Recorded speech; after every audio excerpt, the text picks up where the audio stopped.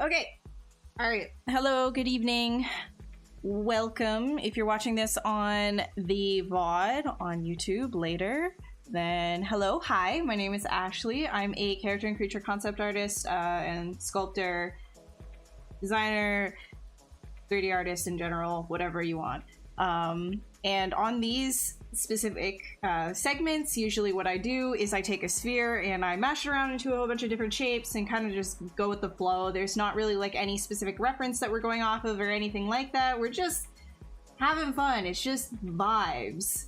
Vibes, you know what I mean? Okay. Enough of the cringe. So really what we're trying to do is focus on silhouette when we're designing, and it's a kind of akin to like looking up at the clouds and finding some shapes in that. Same idea. We're doing that with a sphere. It's not for production or anything like that. We're just sketching. So we're not making this for print or film or games, none of that. We're just sketching. Of course, if you liked, you know, this workflow and you like to do this for yourself, feel free to do so. You could always take the sketch that you do and, you know, this design process, like even just like, you know, this, it's very freeing to do this kind of stuff, right? So if you enjoy that, then you could always take that specific sketch that you've done and clean it up later. That's the beauty of ZBrush, right? That's why I use it.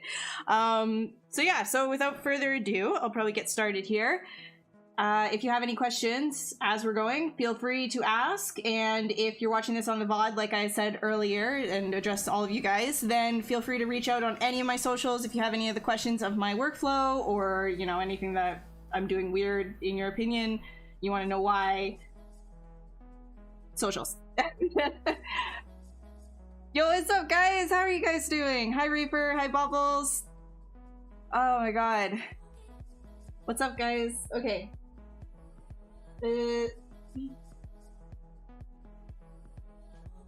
Daisuke! Did I say your name right again? I keep forgetting. I'm so sorry. How are you doing? Welcome, welcome. If you guys don't know too, there was a presentation earlier demonstrating bringing ZBrush functionalities into Cinema 4D, I believe. So if you want to catch up on that presentation and what Paulo is showing with the ZBrush to Cinema 4D to Redshift workflow, you can check that out. The ZBrush live tag? No, that's part of the thing. You don't need to have that moved anyways. Don't be weird. My face is only there to kind of show you that I'm a real person and not anything else. You don't need to be weird about that. Hi Glyphin, or Glyphin, my bad. How are you guys doing?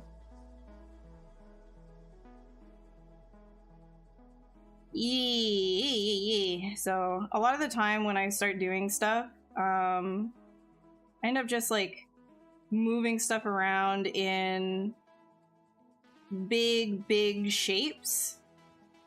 Nothing in particular, maybe kind of like masking off areas, seeing if anything kind of piques my interest. A lot of this will be artifact, like lots of artifacts in things. But that is a-okay for me because we can just dynamesh them afterwards. And it doesn't matter how messy you get with this. There's always a way to clean it up. So you can just grab like a bunch of different masks and pull things out. You could even put an AccuCurve onto your snake hook or your move tool. I use snake hook, as you guys know.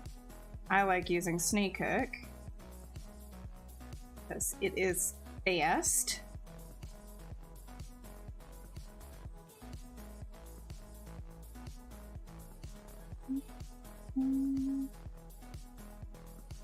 Well, let's not pay attention to what some people are really negative about things, right?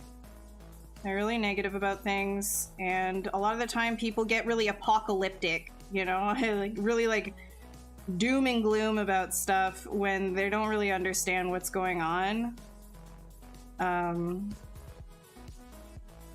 And there's no need to focus on that kind of that kind of stuff, because end of the day, sculpting in ZBrush still fun. IMO, just saying.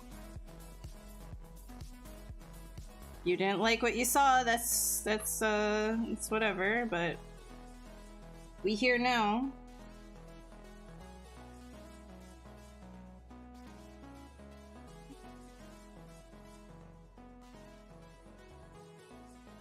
Kind of like a Anubis like birdie thing, right? A virtual avatar conspiracy. I mean, yeah, if I were to like, I mean, same with you though, right? If you were to start removing your webcam, do you really even exist, right? You know what I mean? Like maybe we're all fake. Maybe we're all in some kind of a weird simulation. That's been like a really popular theory lately. People are really like into that. I think because of like Elon Musk and Grimes too, like that whole AI overlord, we're in a simulation theory has really gotten its footing.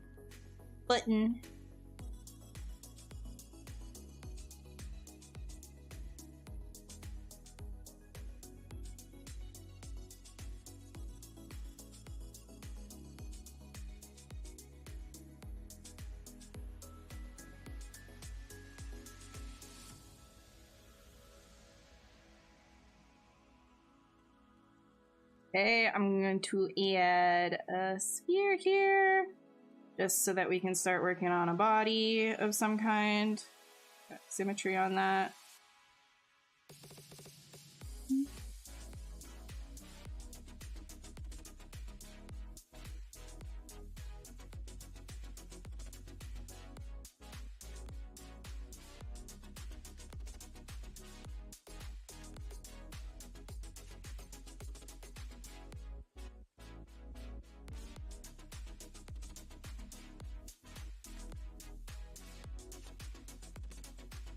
Yo, what's up, Kinzel? Finish the stream by moving it to Cinema 4D. I'm actually not a Cinema 4D user. So I'm not sure if that's gonna change in the future, but right now I don't use Cinema 4D, so we're not gonna be using any of that in this stream. It's gonna be only ZBrush. Only ZBrush here. Hey Leonard, how are you doing?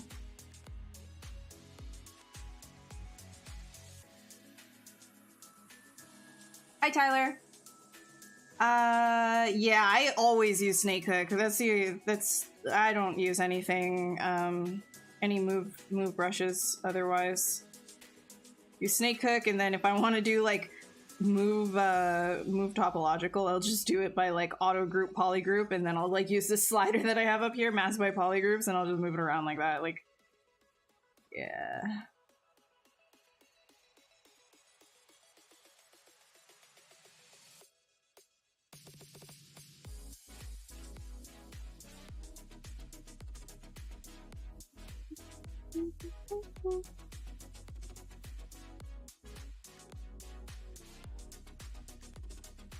I'll make this like super slender, super long. Have some fun with that.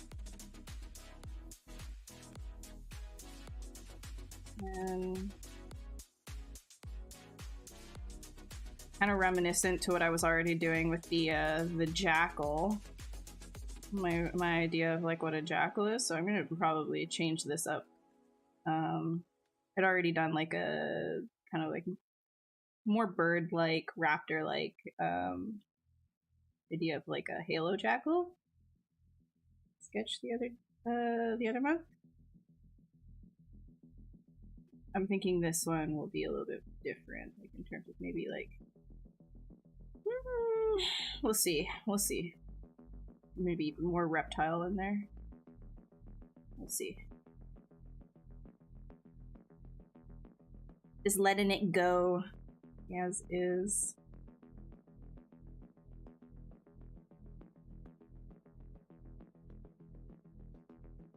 Here, always.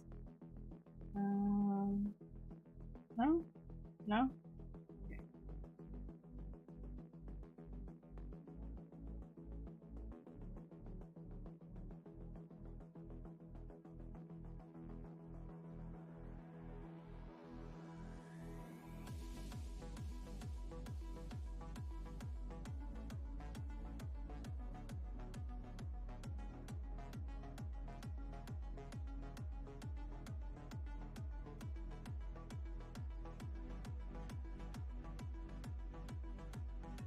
Hey, Shader. Hi, Darius. Snake hook your go home. Exactly. That is, it's my entire thing. Base my entire career off of snake hook. No. Just kidding. Or am I?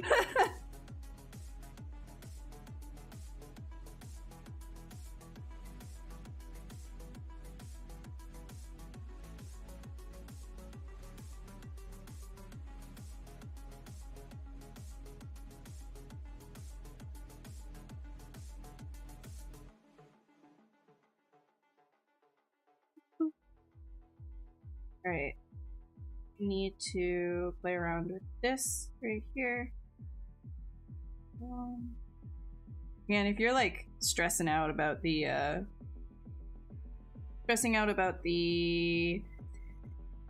topology and all of the stretching that happens, do not worry, do not fear. Because Dynamesh will save the day. All part of the grand plan.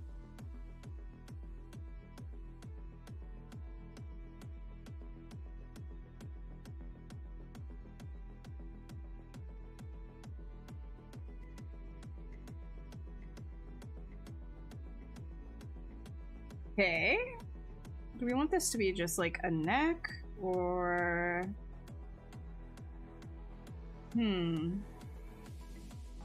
Thinking I'll make the neck like pretty slender.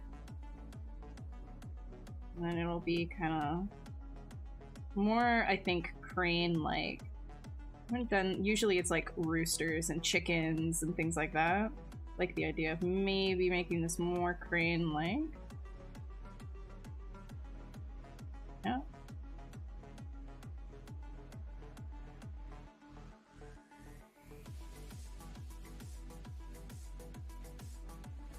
Which would entail this to come back a little bit more, this to come down, and here a little bit more.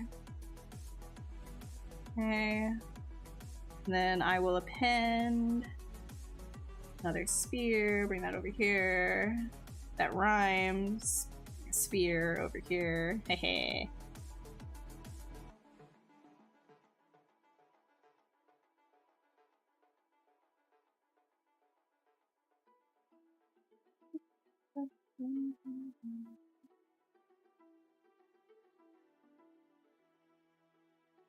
You're stressing out in general. What if you're stressing out in general?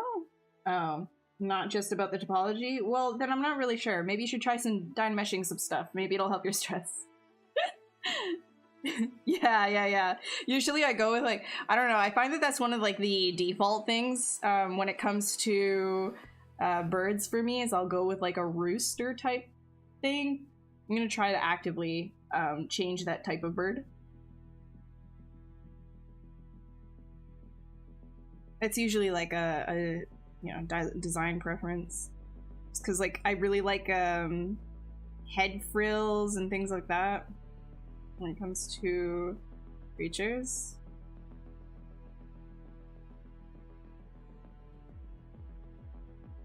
This.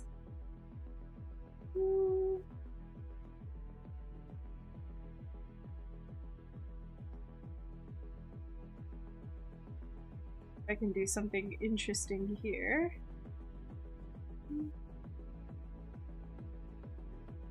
Or maybe like all of it is just full.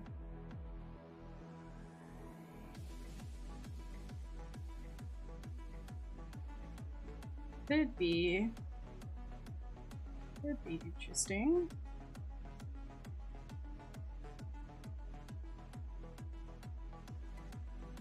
I'm gonna grab.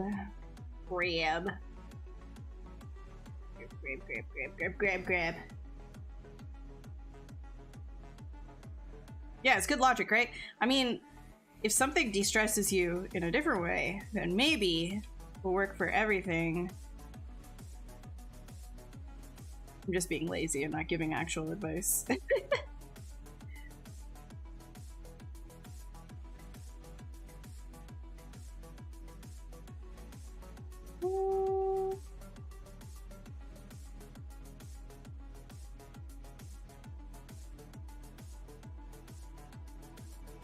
I want like an even thinner neck. I want this to be pretty picky. I want it to be pretty dainty. Pretty skinny. The skinny, thin, skinny bird.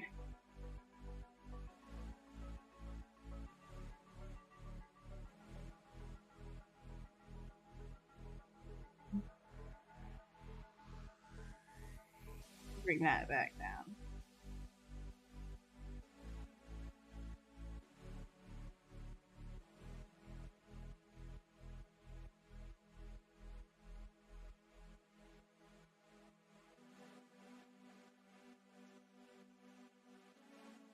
Just trying to get like a stronger shape overall. So I'm like working with this top arch right here. These guys feels a little like boring. I want to change the taper on this stuff.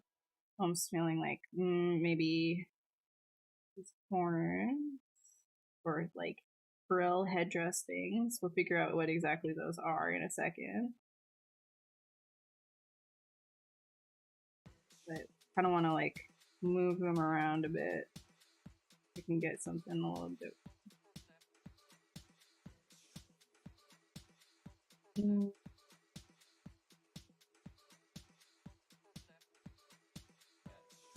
Yeah. Like, don't be afraid to do like crazy stuff like this too when you're first doing shape exploration. Is just kind of like mask off entire areas and just go nutty with it. Why not? At least in sketching. Like if you have a very specific design that you have to follow, then maybe don't, but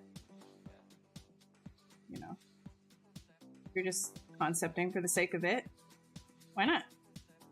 Doing little tiny breakups here as well. Again, when you Dynamesh stuff like this changes into usable topology, so you don't have to worry about like all of this.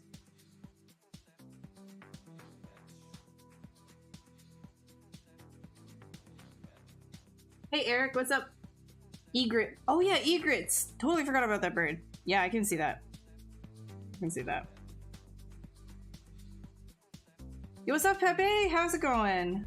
Game character work today, not rendering? Usually you're rendering.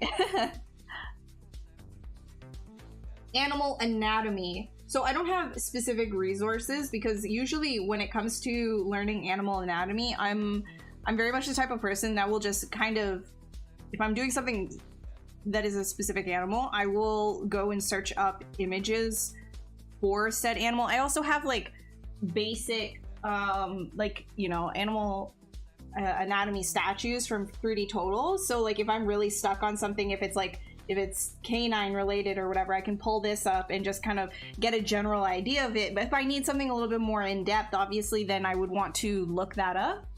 And then a good idea is to make a pure ref board based on what it is for your project. I'm not really like the type of person to just kind of decide, okay, tonight I'm just going to do studies of lions or whatever.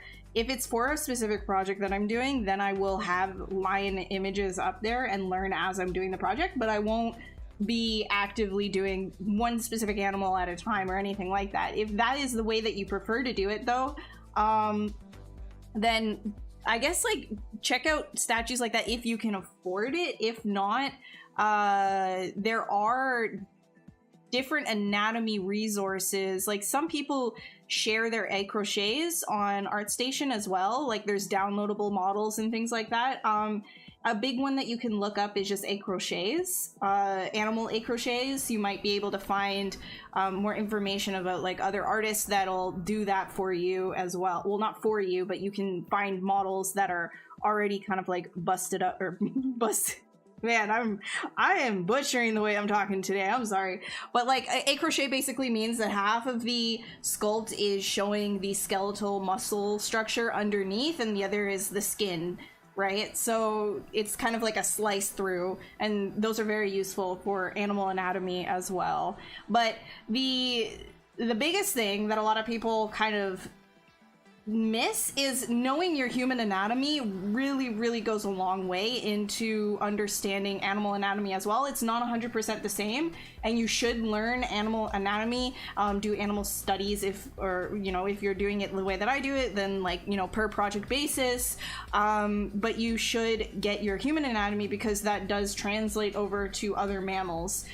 Maybe it won't translate to something like a snake per se, right? Or things that are not like, you know, like a jellyfish is something completely different, but in that case that's a little bit more like specific, right? So I would say human anatomy is a big one, and if you want any human anatomy resources, then you should look up something like Anatomy for Sculptors. Anatomy for Sculptors is excellent, super good. I always like reference that just because it's so like, they're so in depth about a whole bunch of things. They even got a bunch of free resources on their ArtStation as well. Anatomy for Sculptors stuff is like broken down there. They just don't have very specific animal stuff. Hey, what's up, Pit? Atlas of Animal Anatomy, there you go. That's a good one. I'm not huge on, I don't own like a ton of books myself, but if you're a book person, then there you go. That's a good one.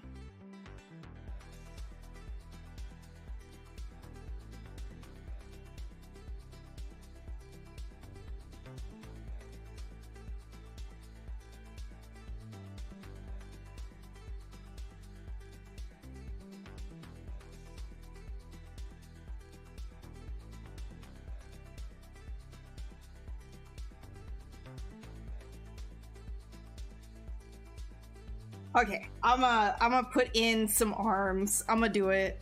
I don't even care. It's arm time. I want to say the B word, but I can't. Boys.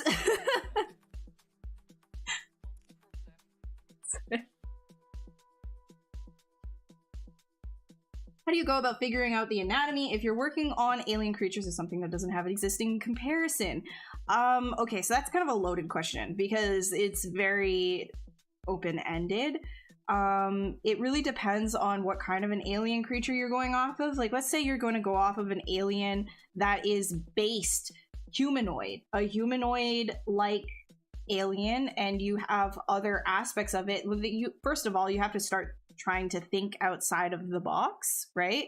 But if you're going off of something that is humanoid, then you would obviously base it off of human anatomy and then start thinking like, okay, well, what's the story behind said alien, right? And depending on whatever the story is, you can start implementing different design, I guess different ideas to go along with that human anatomy, integrate different things. Again, it's one of those things where if you were to look at deep sea stuff, for example, a lot of deep sea creatures and even microbial stuff, if you look at insects, like most regular people aren't looking at these kinds of things every day, so they can feel very alien. If you were to show a lot of people some of the bioluminescent things that live in the deep sea, a lot of people are like, whoa, what the heck, that's on Earth, that's a real thing? Yeah, it's kind of crazy,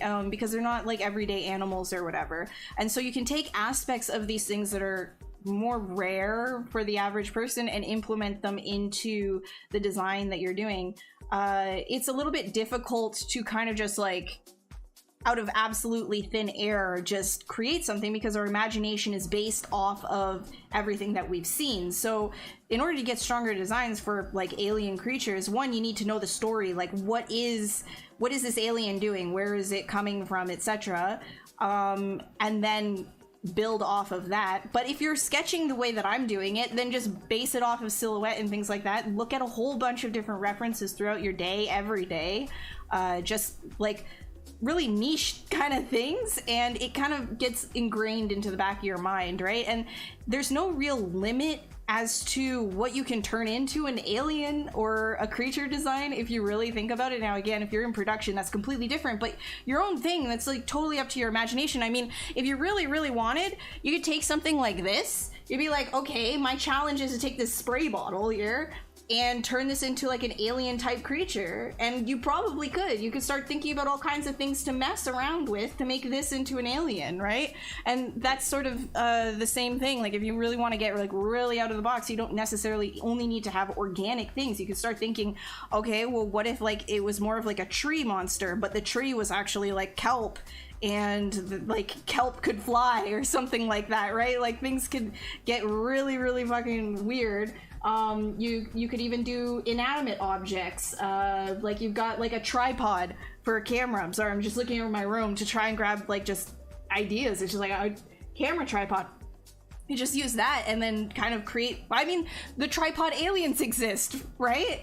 That's like the War of the Worlds. That's like a whole thing. So like there's a lot of different things that you can do with your imagination in regards to just stuff that you see to make things look and feel like it could exist to other people, but also it's alien. You know, you don't want something so incredibly abstract that when people look at it, they're like, what is that ball of whatever? It's like, okay, abstract paintings in themselves, they're really, really cool to look at, but they don't really like look like anything. You know what I mean? So that's where like, you know, silhouette can start getting a really good, a big play into all of this kind of stuff, is you get like a general silhouette that makes sense to people. And then you can start adding on to that as well.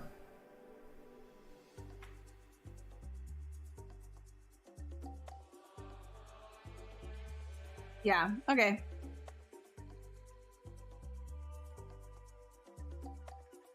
Okay.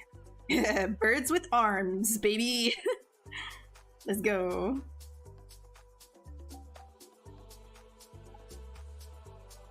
You need to actually see aliens, yeah. Yeah. I hope we... Honestly, that's a big one that I hope we never... ever see aliens. Ever. I actually think it's really, really stupid that people are like, they think it's a good idea to send out signals into space right now to let any life that might be out there know we exist. Like, what do you think is gonna happen? What do you think would happen? Let's just take out the entire equation, right? The entire equation of these civilizations being light years away from us, and so if they were to receive the signal, it being a complete skew of time anyways. Let's just completely take that out of the equation, and there's like an alien like just hanging out, or one of their like, I don't know, doomsday bots picks up the signal.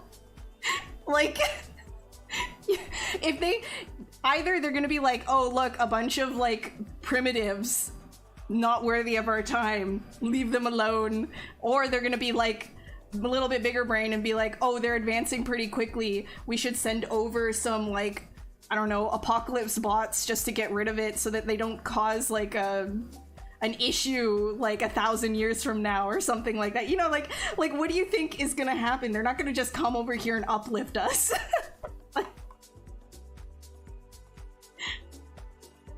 Oh geez.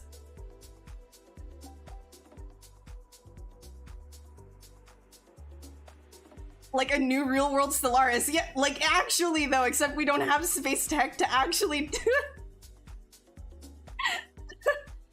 They're just, yeah, the aliens are just gonna come hang out. They're just gonna Netflix and chill. The 3-body, oh, that's a good one. That's a really good one. 3-body problem, yes. Yeah. No, I 100% agree with that too. It makes perfect sense. It actually makes, I mean, like, we don't know everything. We're doing all of this based on the assumption that other things are competitive like life on Earth is, right? But I feel like that's a pretty safe assumption to make, that everything is competitive for survival. Oh no, man. I think that's incredibly stupid. Like, why are you sending out signals? Stop. We want to be as quiet as possible as a species. Why? Please, please stop. We already have so many issues here. Why are you sending a prop? Stop it.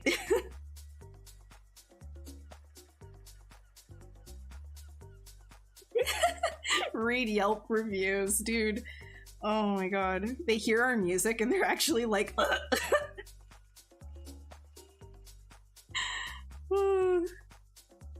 Well, yeah, that's what I'm saying. It's just like because of time skewing, right?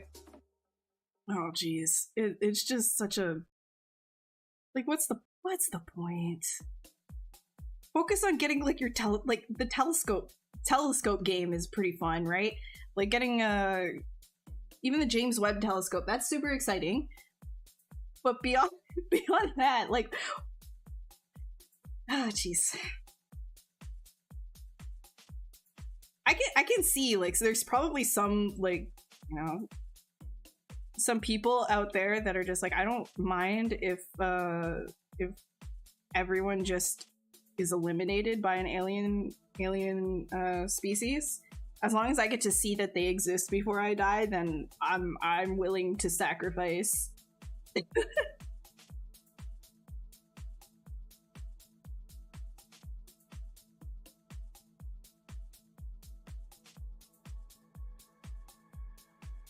Yo, sick music choice, bro. Oh, jeez.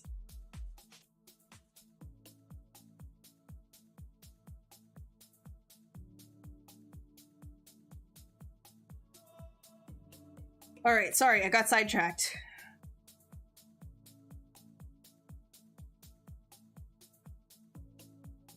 Back to jazz hands.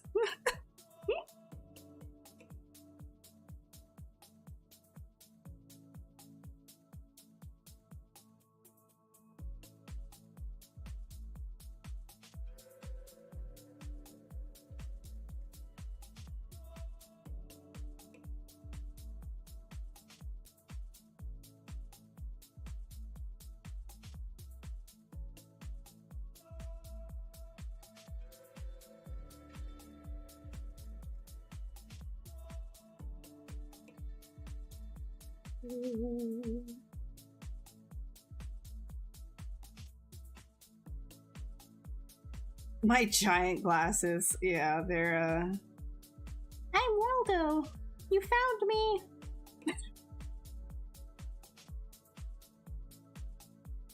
I like them too. They hide my face.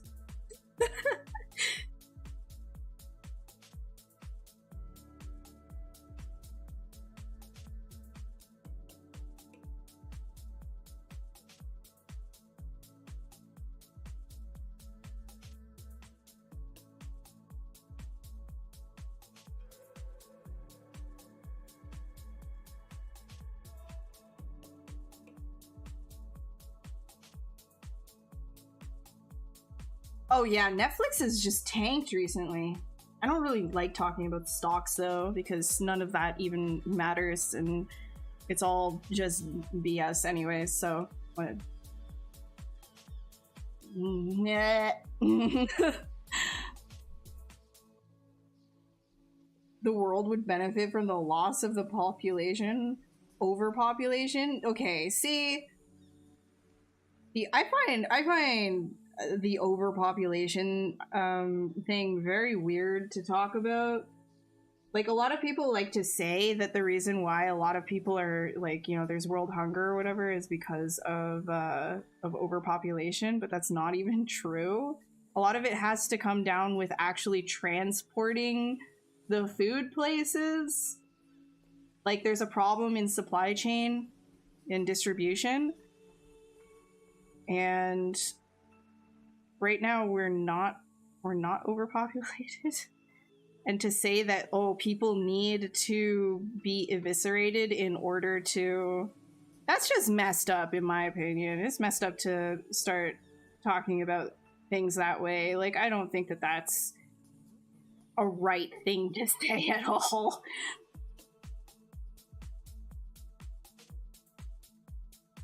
But with everything, balance is key, right? I think right now the world is definitely transitioning into, well, we're seeing like can't keep going with like fossil fuels and things of that nature. So in terms of balance, like, you know, we're changing things, like, hopefully, but I think it's like really wrong to start saying like, yo, I think people just need to die. Like, that's kind of messed up. It's kind of like super messed up, actually.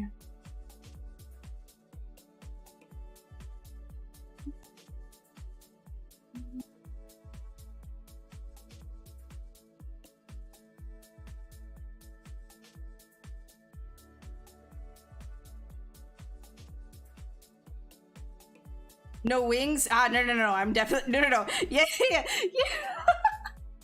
No wings. No, he's got so much. He's got bingo wings. No, I'm kidding. I can't.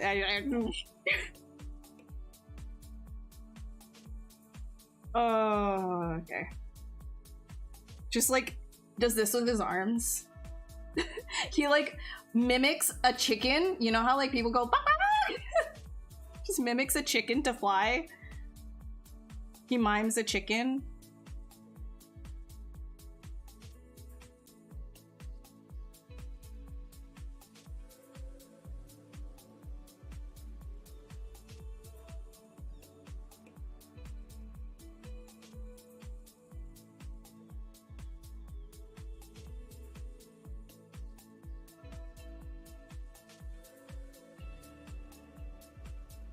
I think what needs to happen is more innovation that lends itself to space saving in terms of unnecessary housing projects, for example. Like that's insane. Like, I don't know if you guys know about the absolute insanity that is like real estate and like the housing market, everything to do with that. Like, that's like crazy. Like, entire construction projects will happen, and this is like, you know, this was prevalent with like within China, but it's all over the world. This happens. Construction projects happen, and they are literally made to not be livable, but just to take up space so that people have an investment, so that they can then like hold on to it and then resell it. But it's not even a livable condition space. Like, it's absolutely insane. So there's a lot of like wasted space in that regard. There's a lot of like waste in general when it comes to the intense level that capitalism has been pushed to. So just to say that people need to be eviscerated so that this machine can keep turning the way that it is insane. That's like wrong. That's a very bad way to think about things. The machine itself needs to get dismantled and changed, because it's not working the way that it's working right now. There's too much, like, I have no idea what that change would be, but to say people need to just go away, like, that's wrong.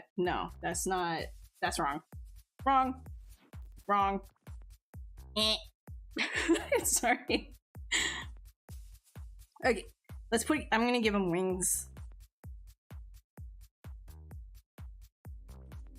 I'm actually gonna do it from a square. Whoa, feeling spicy today.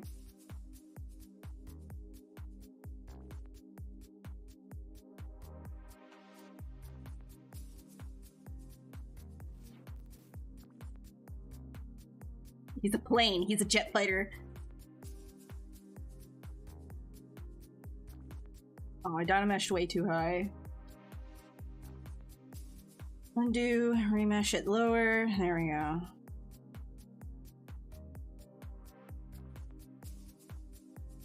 And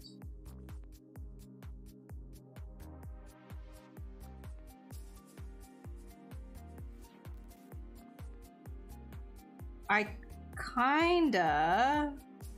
Okay, I have an idea. I kinda want to attach all of this.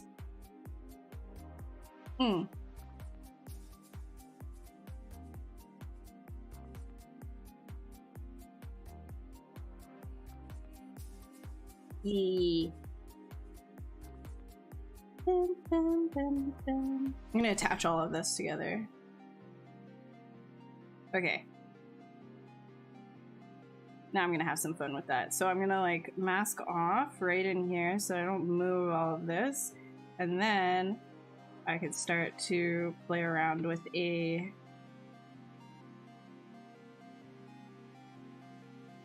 Ooh, that'll be fun.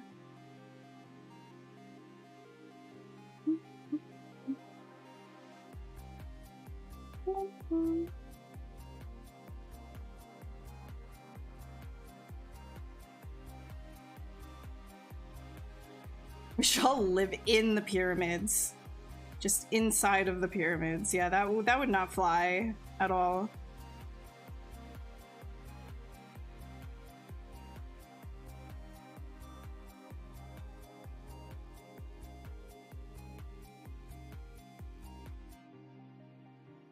Yeah, wings. Bat wings. Yeah, I don't know. We're gonna see. I'm thinking this is gonna be very, like, much more of like a regal bird type thing.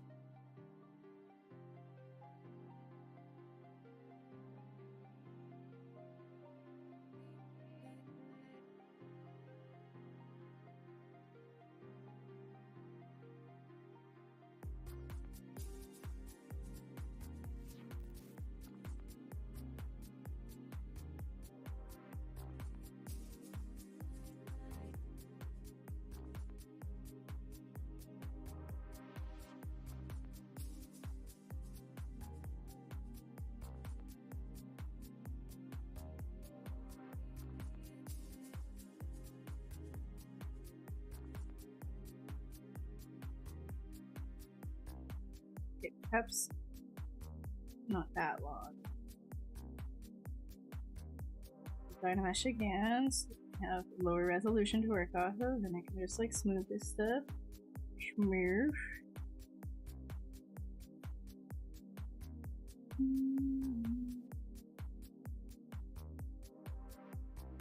Okay.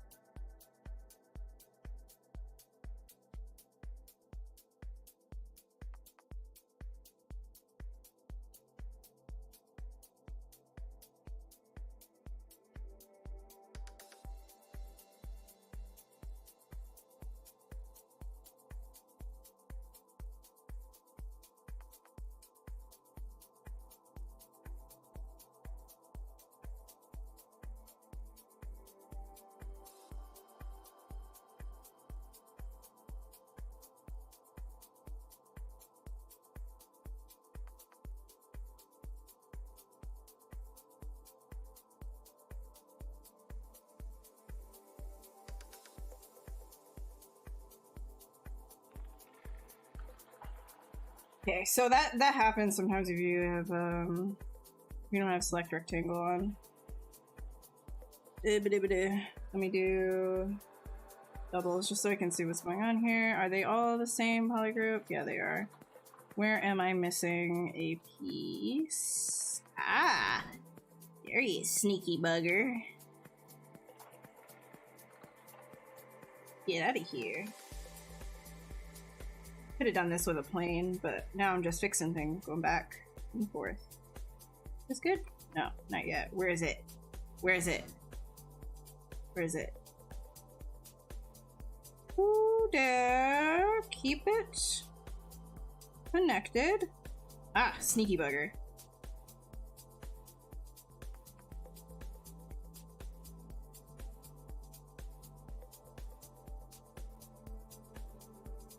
There we go. Okay. Yes. Very good. Away with you. We hit it. There we go.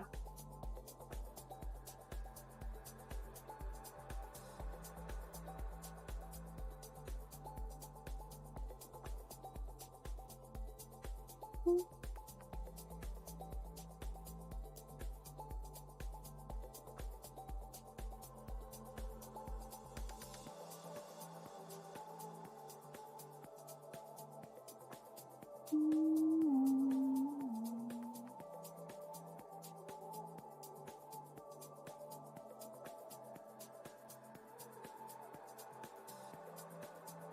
what's up, Rita? How goes?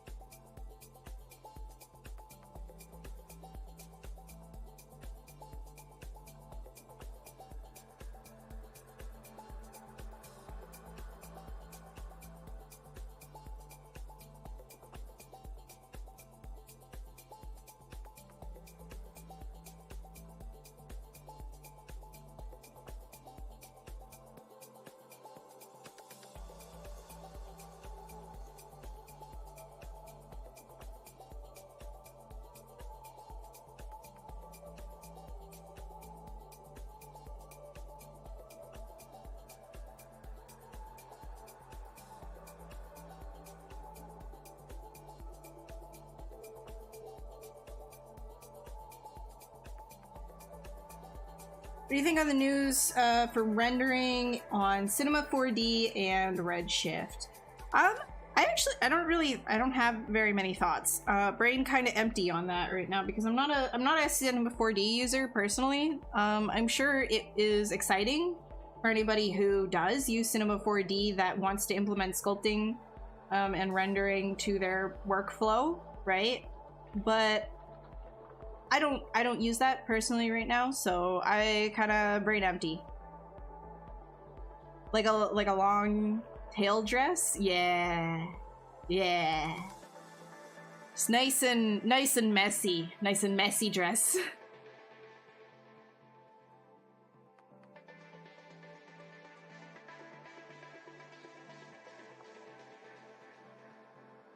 This one though.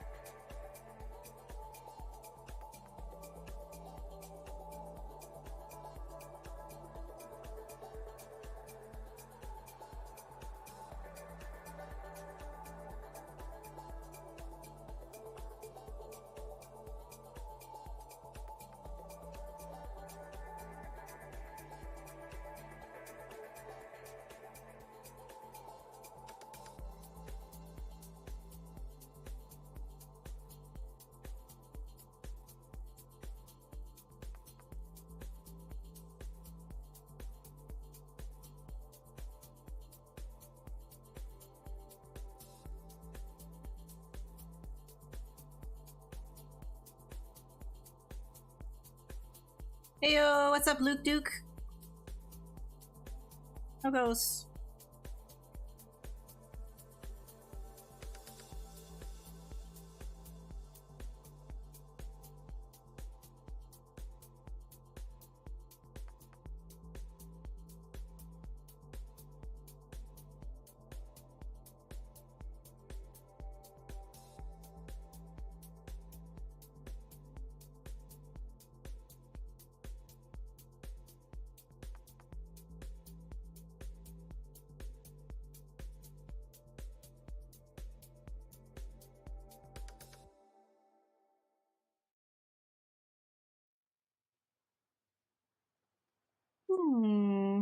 Thinking I kind of want to adjust these feathers, these like wing things overall.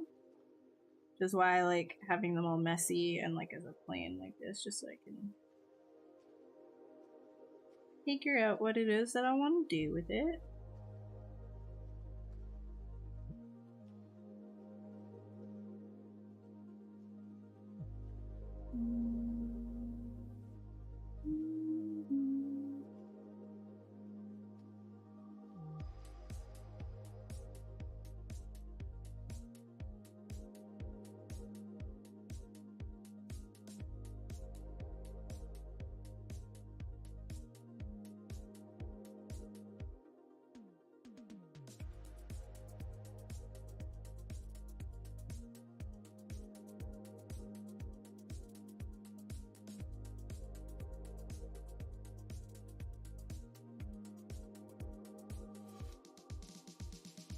Where's my doggy? He is right underneath the wheels of my chair. Why the paintbrush turns on after you boolean a folder. Do you mean this little paintbrush icon right here? I'm not 100% sure why it would do that. Don't have an answer for you. Not found an issue with that personally. Apologies.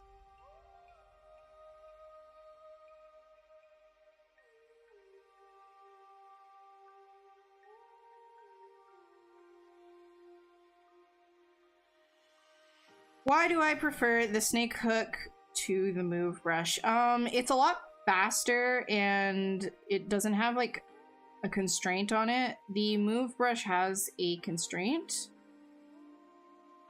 So move brush, if I were to like start moving this around, that's as far as I can go, right? Like it's constrained to pulling as far as it can within a certain distance. So you'd have to do a lot of like this, right, in order to get it anywhere. For me, with snake hook, I can just kind of keep going and I can break it as much as I want. So that's why.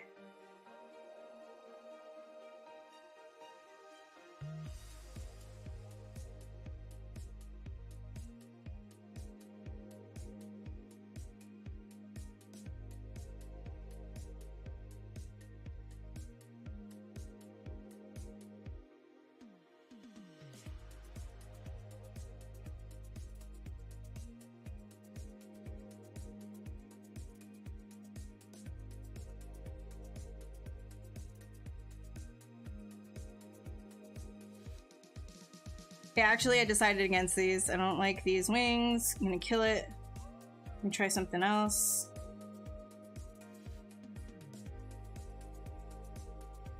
If you don't like something, it's better to just, you know, get rid of it or just hide it and then start something new instead of polishing a turd.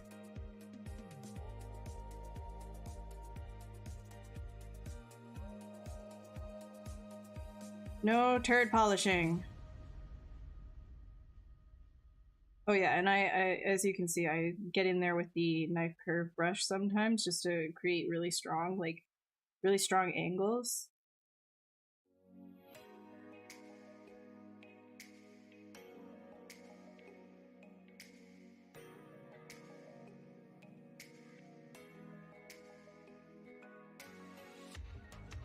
Make this thinner.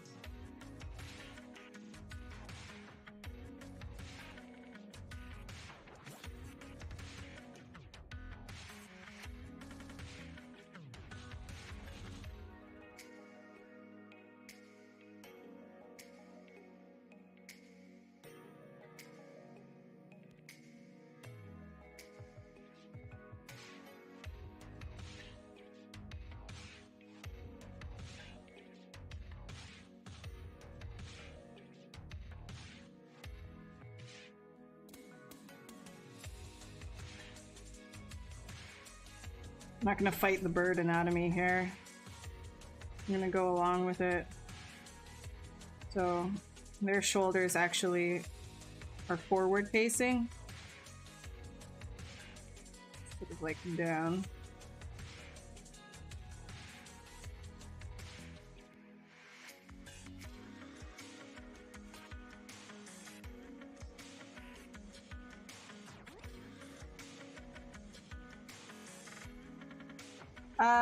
Did I see the Prehistoric Planet trailer?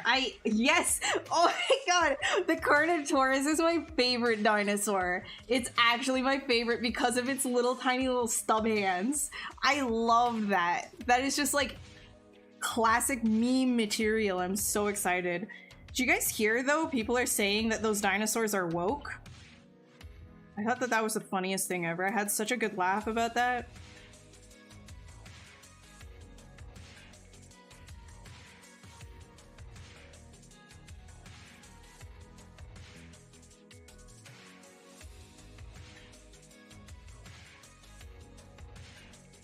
The Prince of Blood's paint over and sculpt. Oh, thank you. Yeah, no, I know. It was a lot of fun. Yeah, I get into like these hyper focus sessions where I just completely zone right into what I'm doing, and the next thing I know, that like 6-7 hours have passed, and I'm like, I need to pee real bad. Like it's not good. Sometimes I really hurt myself when that happens too. If you're like me, I recommend setting alarms. It can be really problematic. You get really like involved with something and you completely forget what time it is. You forget that you even like, I don't know, man. But hey, sometimes art comes out of it in my case, so that's cool.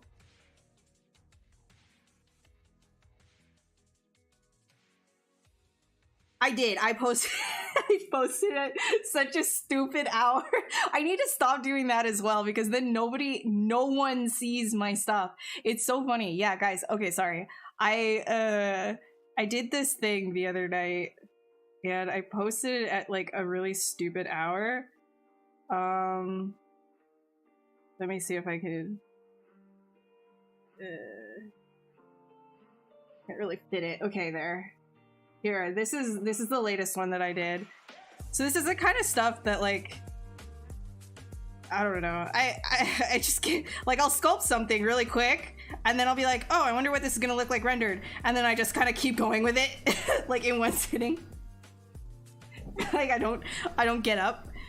But yeah, that was the last thing that I posted. I post things at like a really stupid hour, and that's my own fault. And then nobody sees it, and I don't know. I'm a mess, man. I'm a mess. I'm sorry. Thank you for liking it. I appreciate it. I appreciate that you liked my dude.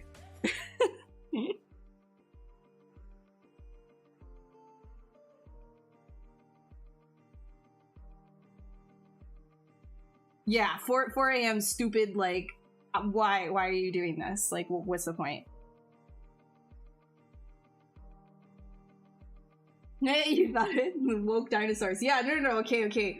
I feel like it's like one of those like ultra intense conservative type like clickbaity people that started this, but then I just saw Twitter like screaming about it. That's why I was laughing at it so hard, is because people were so up in arms about somebody saying that like the dinosaurs are soft now and like woke because they're scientifically accurate. Because oh no, they have feathers. But like that's like I don't get it. I just thought it was really funny.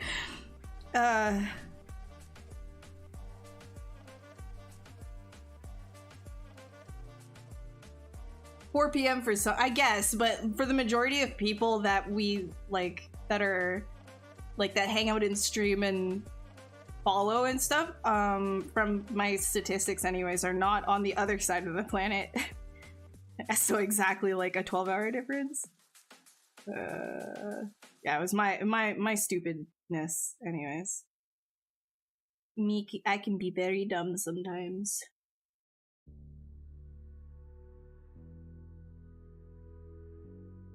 it's just one of those things, you know, like I would rather just post something and be like, oh, there, it's done. It's out of my system. It's like posted. I don't have to think about it anymore.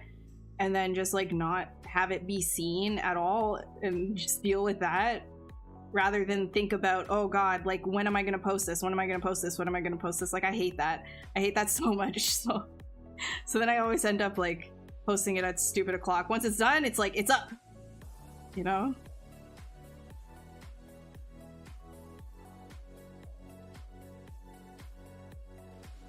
Yeah, Masta, dude, it's like, it's fantastic. Just look up woke dinosaurs. Woke dinosaurs. Makes me very happy in like a messed up way. Very funny.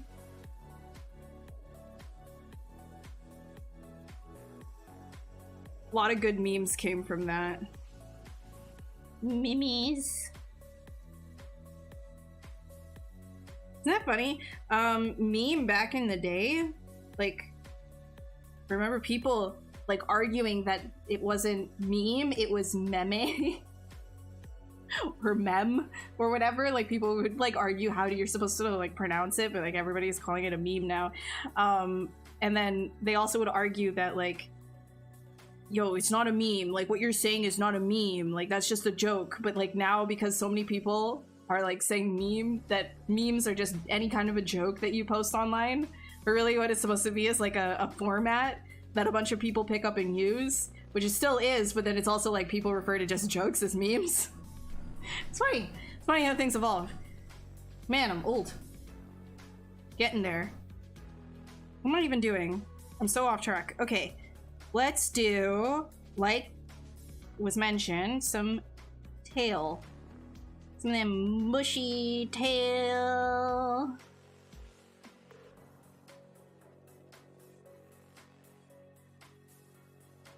I'm really energetic today. Apologize for like all of the random topics I've been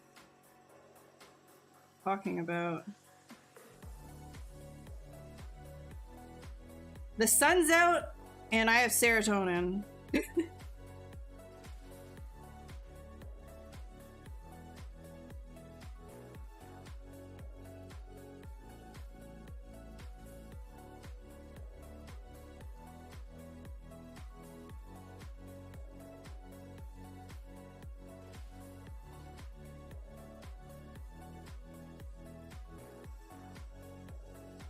Did it come from the sun? Wait, oh, no, I thought you were talking about the, Oh, I'm confused at what you're talking about. Okay, never mind. Dinos with an undercut? Hey, okay. Don't talk bad about undercuts. They're pretty cool, okay? Undercuts are cool. Don't.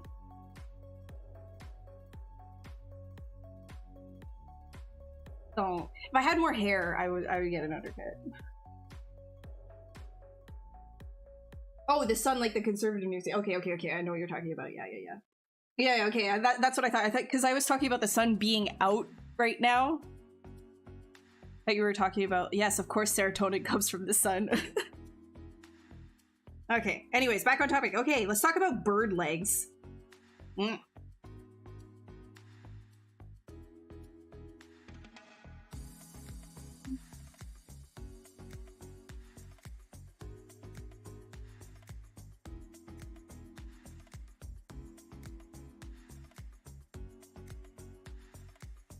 Wokeness anytime undercuts? Why?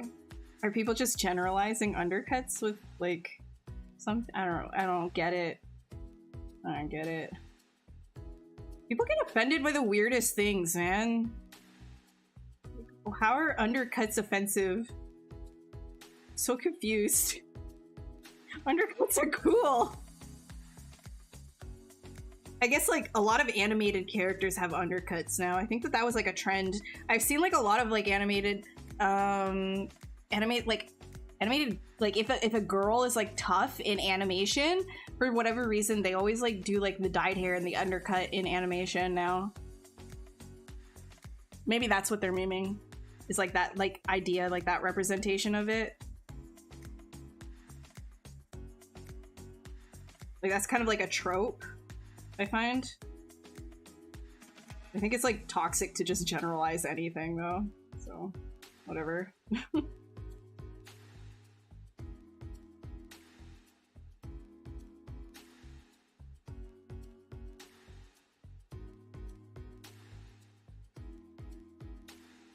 Big, long fingies.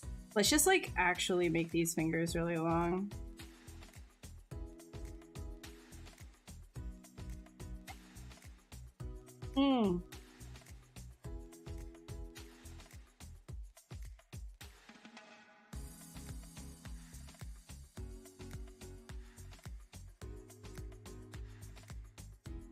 Salad fingers. Oh my god, remember salad fingers? I hated salad fingers. I really hated salad fingers.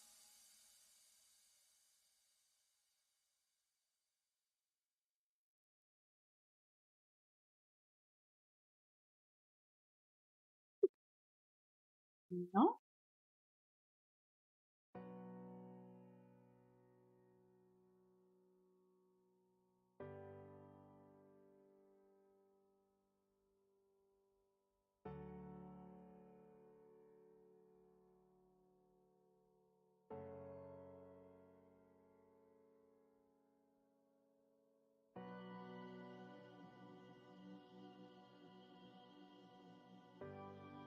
Do I have a rusty spoon?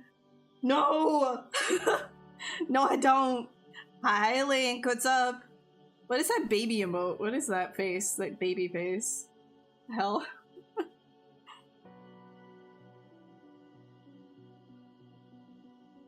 David Attenborough, yeah.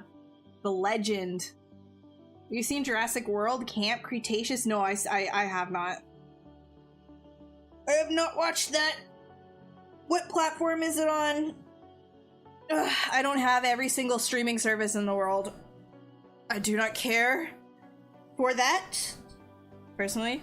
I still have to finish watching Attack on Titan. I am on season 3, so don't spoil anything for me, but I need to finish Attack on Titan.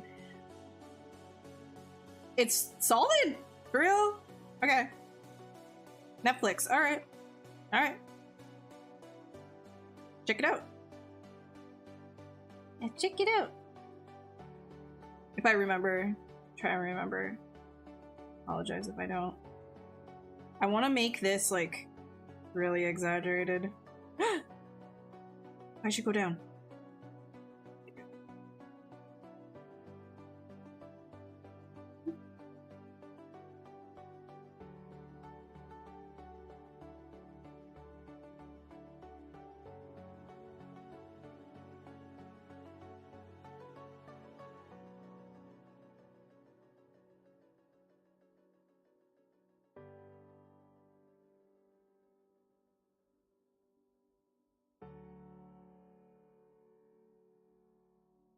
Yas. Yas. God. Oh my god, I was drawing. Okay, one thing that I whenever somebody says yassification, it makes me laugh so. Yeah.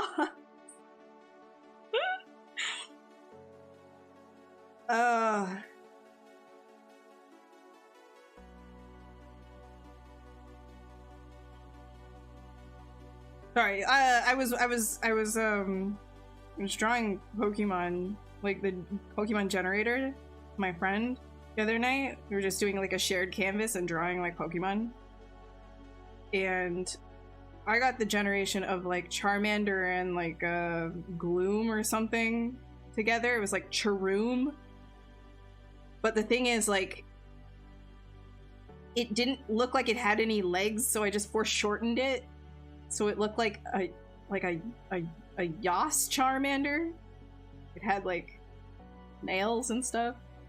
I don't know. Pokemon generator stuff is really fun. It's a good time.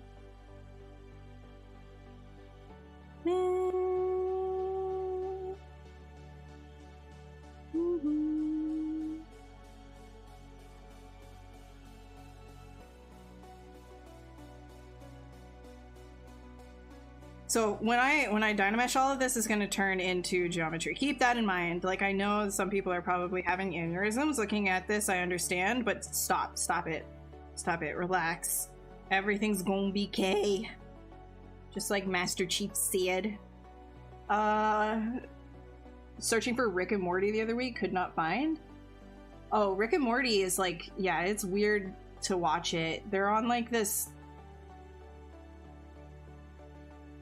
Yeah, it's I don't know. They keep getting like it's like adult. It's not Adult Swim. It's like something that starts with an S, and they've got like Home Depot TV or some nonsense on there, like whatever.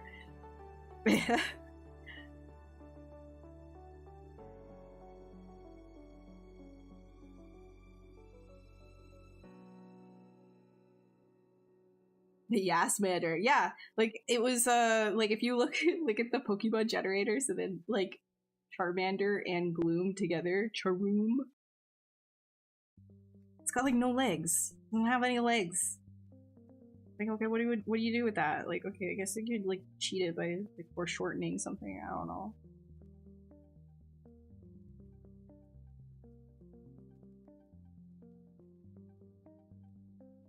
Yeah, I know. I wasn't telling you what Rick and Morty was. I'm saying that like the last season of it is in this weird area, like a weird streaming service. You don't need to freak out. It's fine.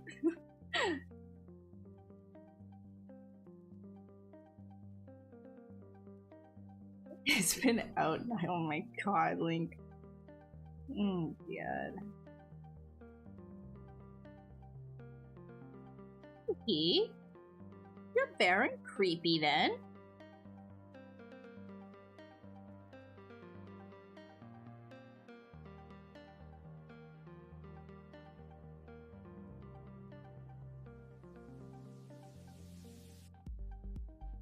Hugo Riz. Yeah.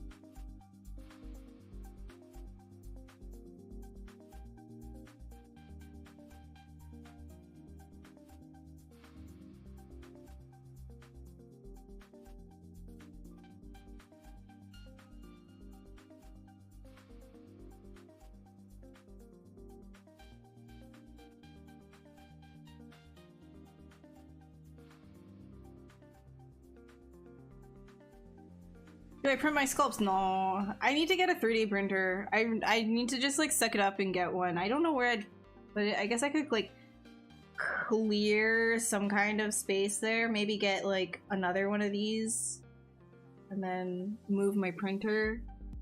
Or no. But I should get a 3D printer.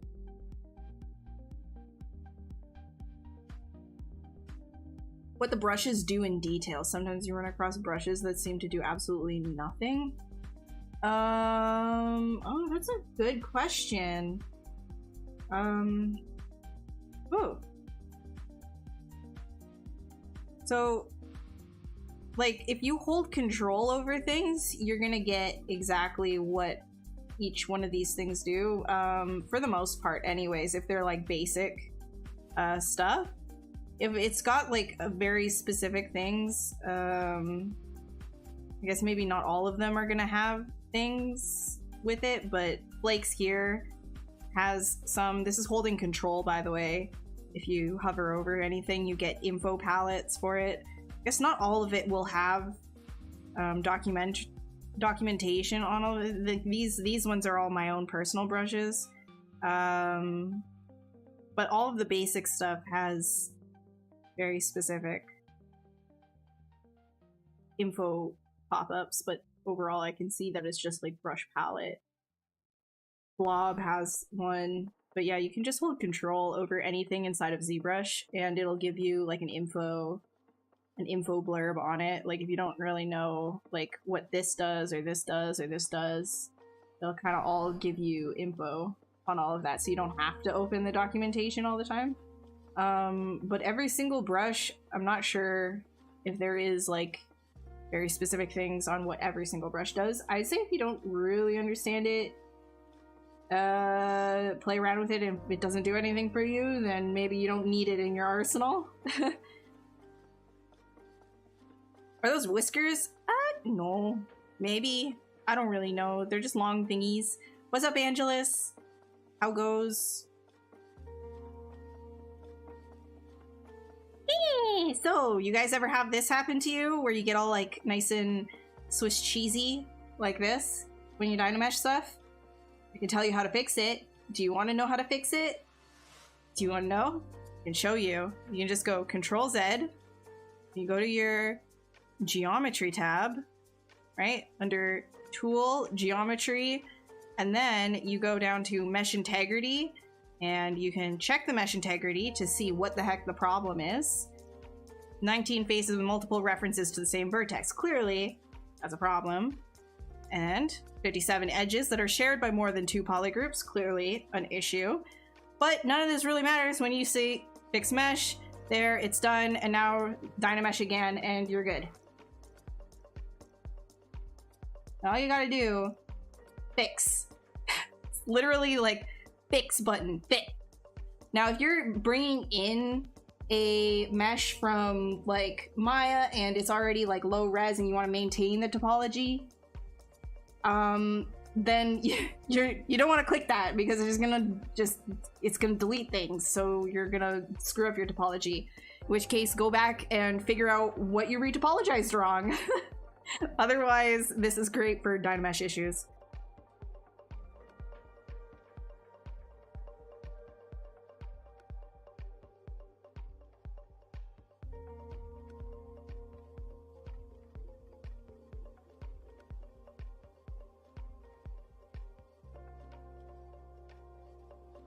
Be a fix.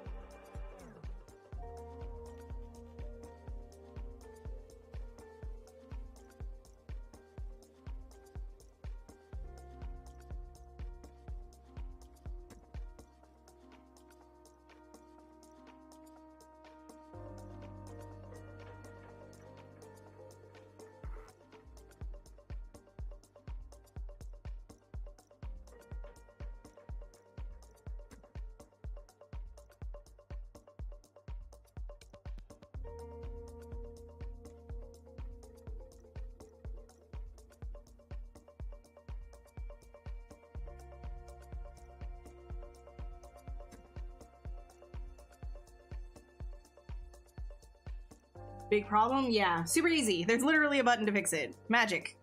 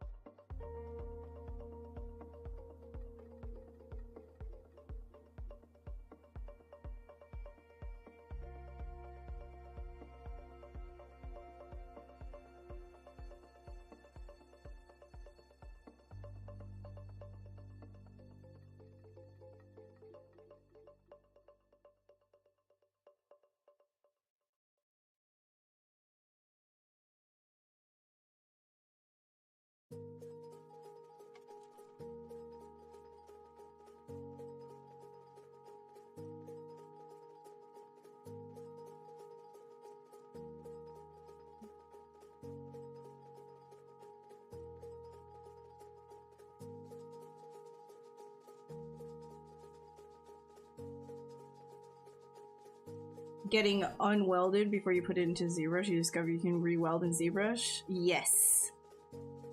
Yes. So if you're having issues, it might just be like the format. You could always like try FBX if OBJ is being weird, or vice versa. And ZBrush actually supports more file formats too. I don't know all of them extensively, but I know that if I've had issues with OBJs in the past or FBXs, I'll just like switch to a different file type, and a lot of the time it imports just fine.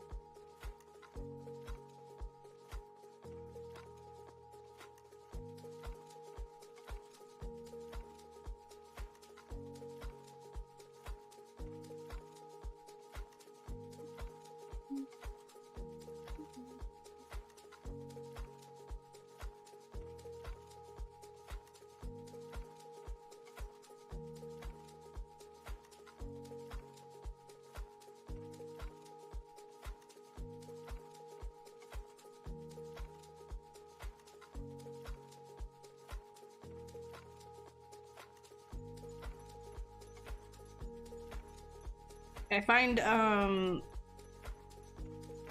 when you're taking, like, let's say instances from Maya and bringing it over, things can get a little bit wackadoodle.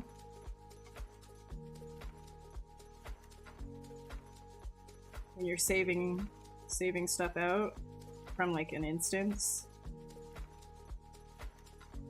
FBX usually fixes it though for me. What's up? What's up, Mage? I'm okay. I'm doing okays. How are you?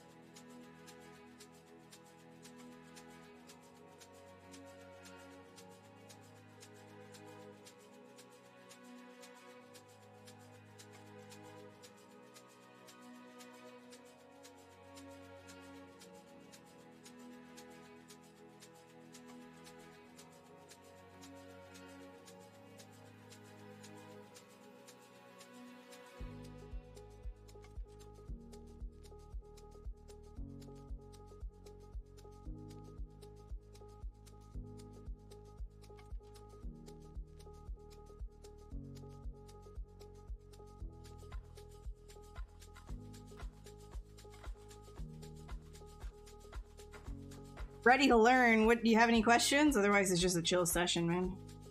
That's how it goes, you know? If you have any questions, do my best to answer. Otherwise, I'm just here being the sketch gremlin that I am.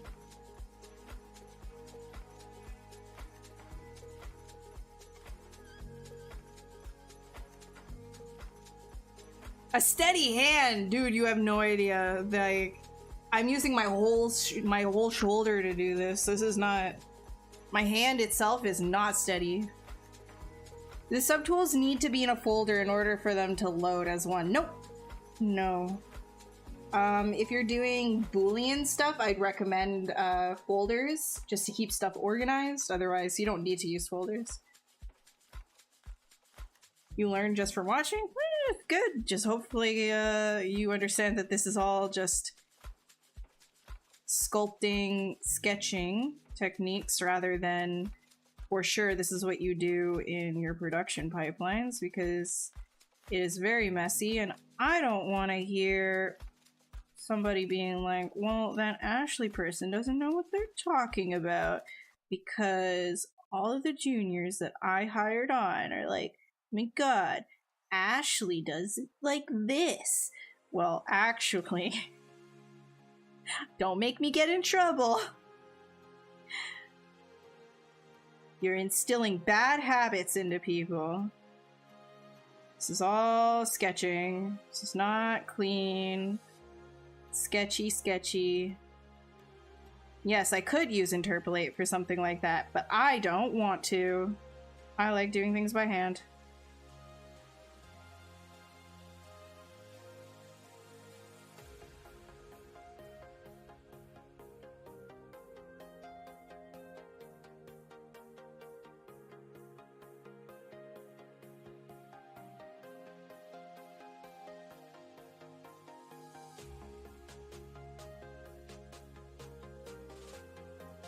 Say you have something with 20 subtools. How do you save everything at once and then bring it all back to the same position? So save everything at once and bring it all to the same position? Do you mean you want to like start moving things? Like you want to save it as a very specific pose and then get a new pose? I would say what you would have to do is save an iteration of it, right? And then you could always go into Z plugin and then do a T-pose mesh, and you could do a new pose based on that, and then you'd have two iteration, one posed and then one in the exact same original state. So there is a way to do it with the home stage and target stages with T-pose mesh. However, it's kind of a workaround and it's not super intuitive, and if you miss a step, it gets a little bit weird. Do all your subtools go where they're supposed to, like close and stuff, when you reload them? Like if you were... Like you mean like in your subtool palette? Like they're in the exact same order? I mean, if you like, I'm completely misunderstanding. In the same order in your subtool palette. Okay, well you could always create a folder specifically for that and be like, this folder, it will be in the same order in that folder if you reload your subtool. Folders are very good for organizing things, if that's what you're talking about.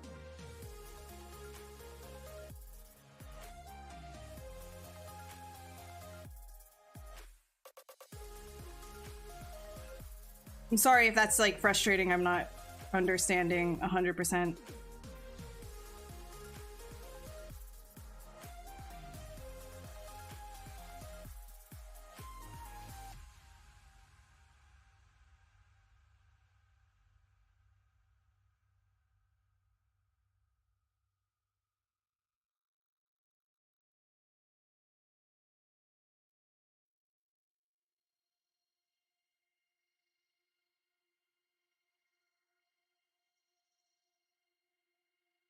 Why would you have to draw every single subtool and place them where they were again? That makes no sense. that doesn't make any sense, because when you have, so let's say, I'm very confused right now what you're asking. Hold on, let me save this really quick.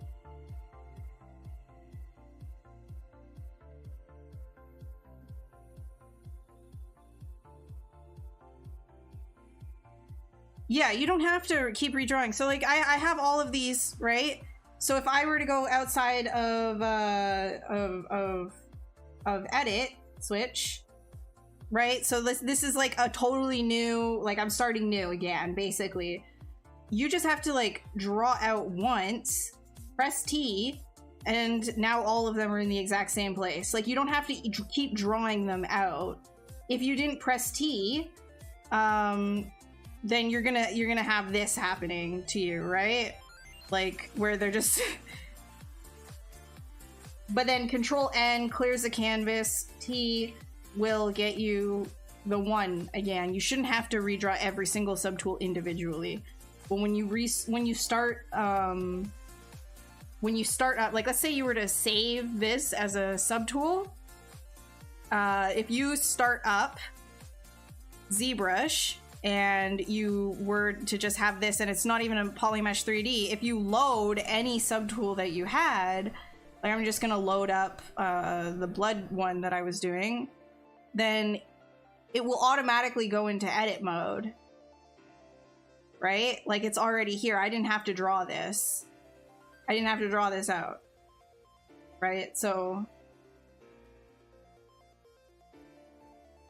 yeah, so you shouldn't be doing each individual part as its own tool. You should keep them in subtools.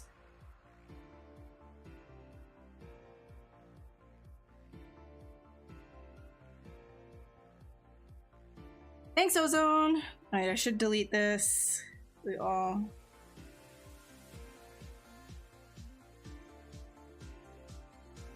Yeah, okay, so so you're just genuinely confused about that. Okay, so you know that like all your subtools, think of them as like you've got like your one sculpt in front of you. Yeah. It's okay. I'm just gonna like overall explain everything, so if anybody else is new here, they understand as well.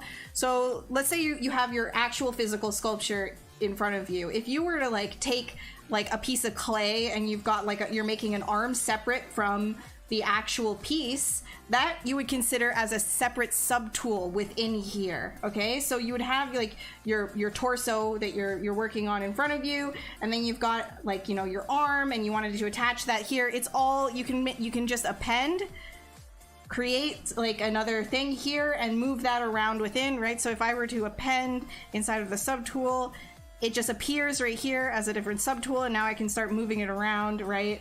That's how you want to like start thinking about this when you're creating your characters and stuff. You don't want to like, okay, well now I need to go over to here and create a new thing, because that's like a whole other tool. So a whole other tool is like a whole other sculpture.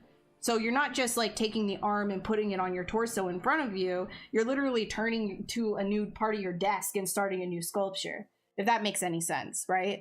And so if you want to save up in this tool palette, which I recommend you do, because then you don't have to get all of like it's a smaller file, you don't have to get all of the undo information.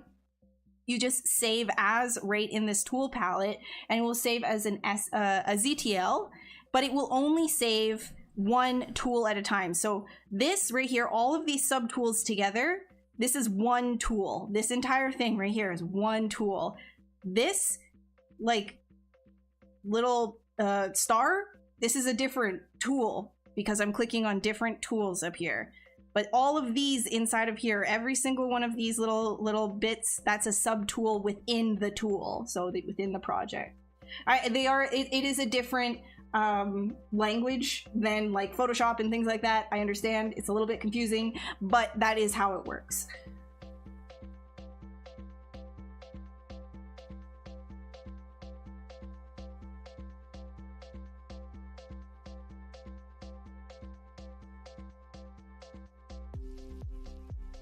Yeah, it's a little bit strange, but once you understand that like subtools are your current, like everything inside of your current sculpt, your current project, because, okay, and that's not entirely accurate, because the project as well. So if you were up to file and then you go save as, that's saving the entire project. So an entire project in ZBrush language is everything, right? Like all of the tools that you have open within all of those tools, all of the sub tools, and all of the undo information for everything. So that is an entire project if you were to go file save as. That would also save your cameras if you have any cameras set up in ZBrush, your document color, all of that would be saved inside of file save as. So the project files get very hefty.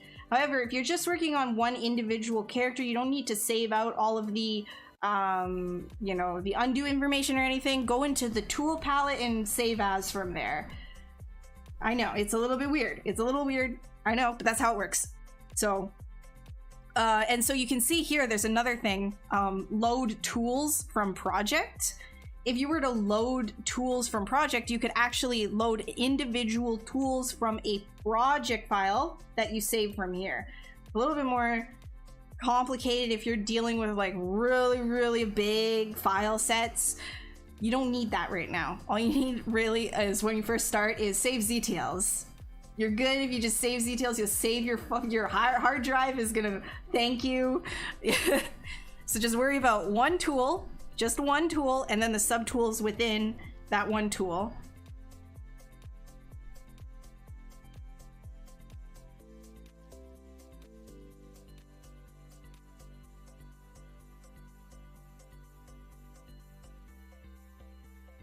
Hey, Ted Chamber, what's up? How you doing?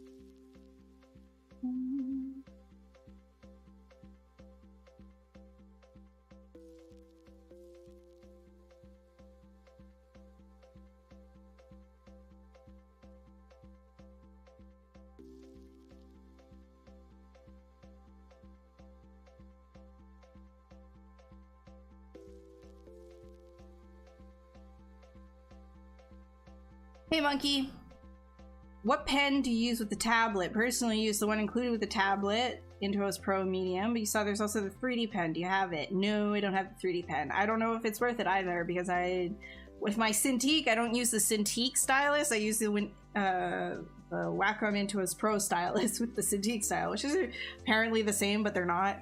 But I don't use the 3D pen.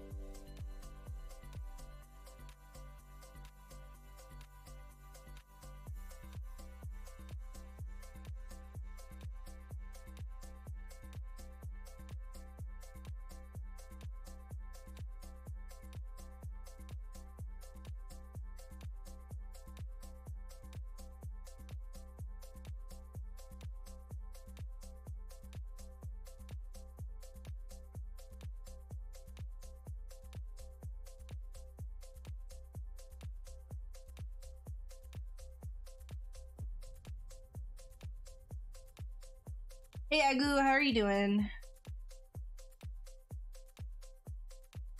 Finally embracing the ZBrush. Oh, your work. Got you. Okay. You don't have to... Okay. Cool. Nice. I'm glad... See, some people actually really are enjoying that. That's awesome.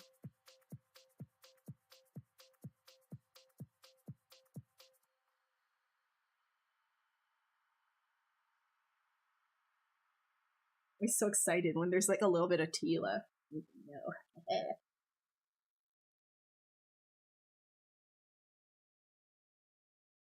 Good. Sculpt along.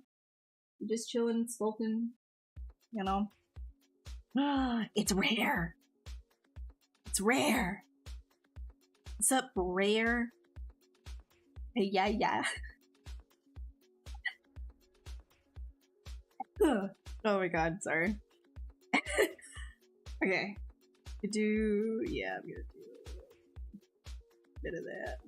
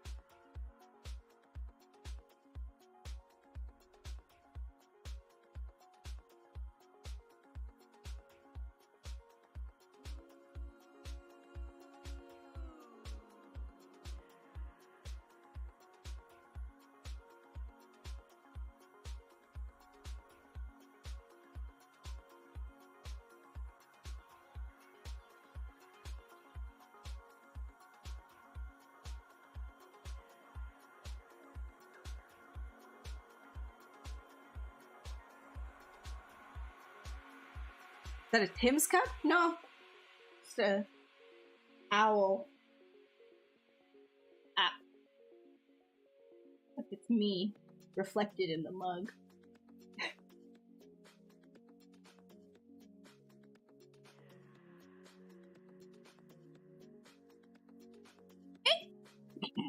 Sorry.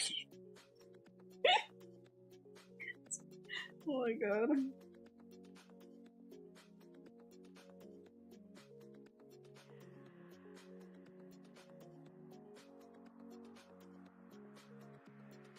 I don't go to Tim Hortons anymore. That was like college days for me.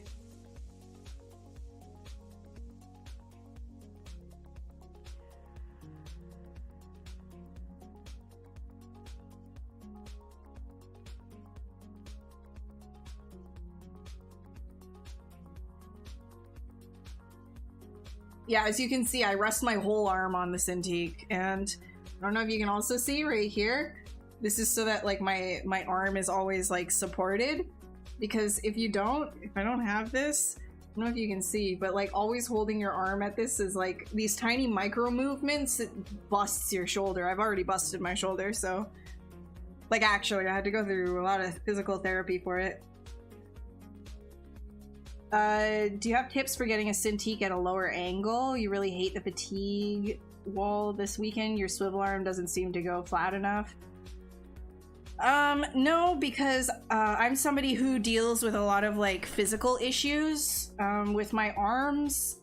I'm falling apart from the seams, so I would say the best thing to do is just get a timer and take breaks and do a lot of stretching. Get yourself some resistance bands and do specifically like exercises that target your shoulder blades, because the stronger those small tiny muscles, like the really small ones that control whether your shoulder is going inwards like this, like even doing that I'm like, ooh yeah, I need to stretch more. But even just kind of like doing that, like these I don't know what these ones are called, but that's really important. Just like you're contracting your shoulder blades backwards. will help with your fatigue, and then doing like overall like deltoid like lifts as well will help. And working for yeah, rotator cuff muscles is a big one.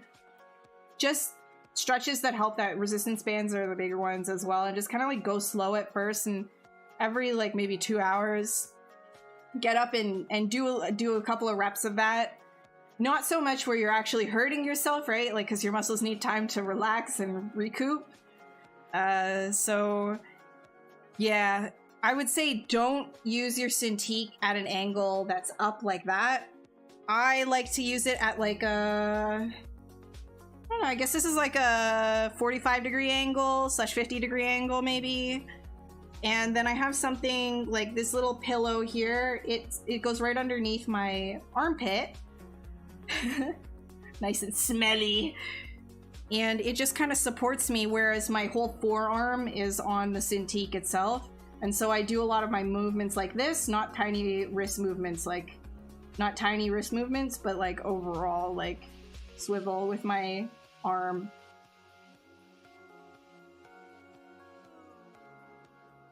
Yeah, 10 pounds is totally fair. You don't need to go like crazy, like, oh, I'm a man. Like, you don't need that. Like, it's all about like the tiny muscles. You just need to like stretch them out, because if you're using the Cintiq, a lot of the time you're doing like really tiny movements and they get stiff. So if you can just kind of like just use something for a little bit of resistance in the opposite direction, it goes a long way. And then another thing too is if you have a tennis ball, right? If you have a tennis ball, put that nonsense against the wall and just shove your shoulder blade into it and go up and down. Like that I just shove like my shoulder blade into a tennis ball and I go like a bear on the wall, and then I'm good for another hour. Yeah, I've got the Amazon Basics arm with an ergotron extension, which I got from like a third-party place. So overall, it's cheaper. The extension is cheaper than like the actual ergotron arm with the Amazon Basic arm. So it's the same thing though.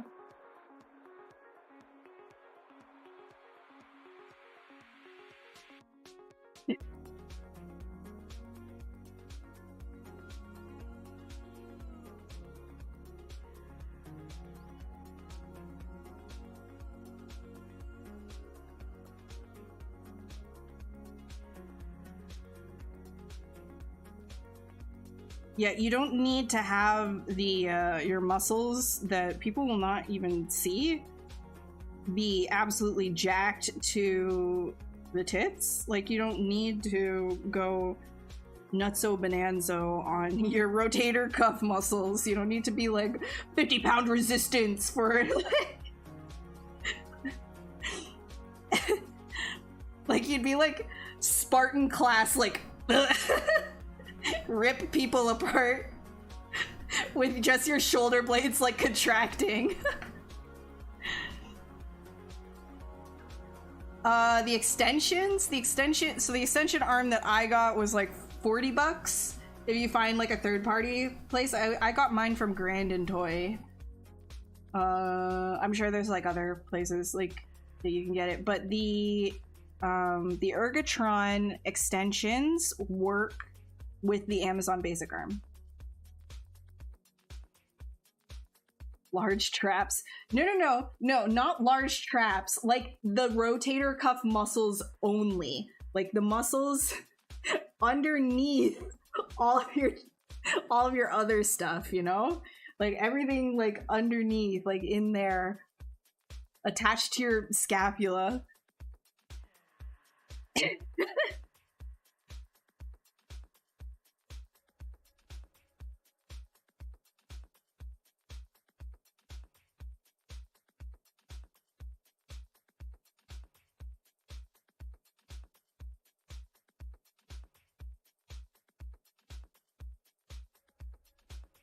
But the reality of it is, like, okay, going back to like the actual, you know, oh, how do I avoid like getting pain and stuff?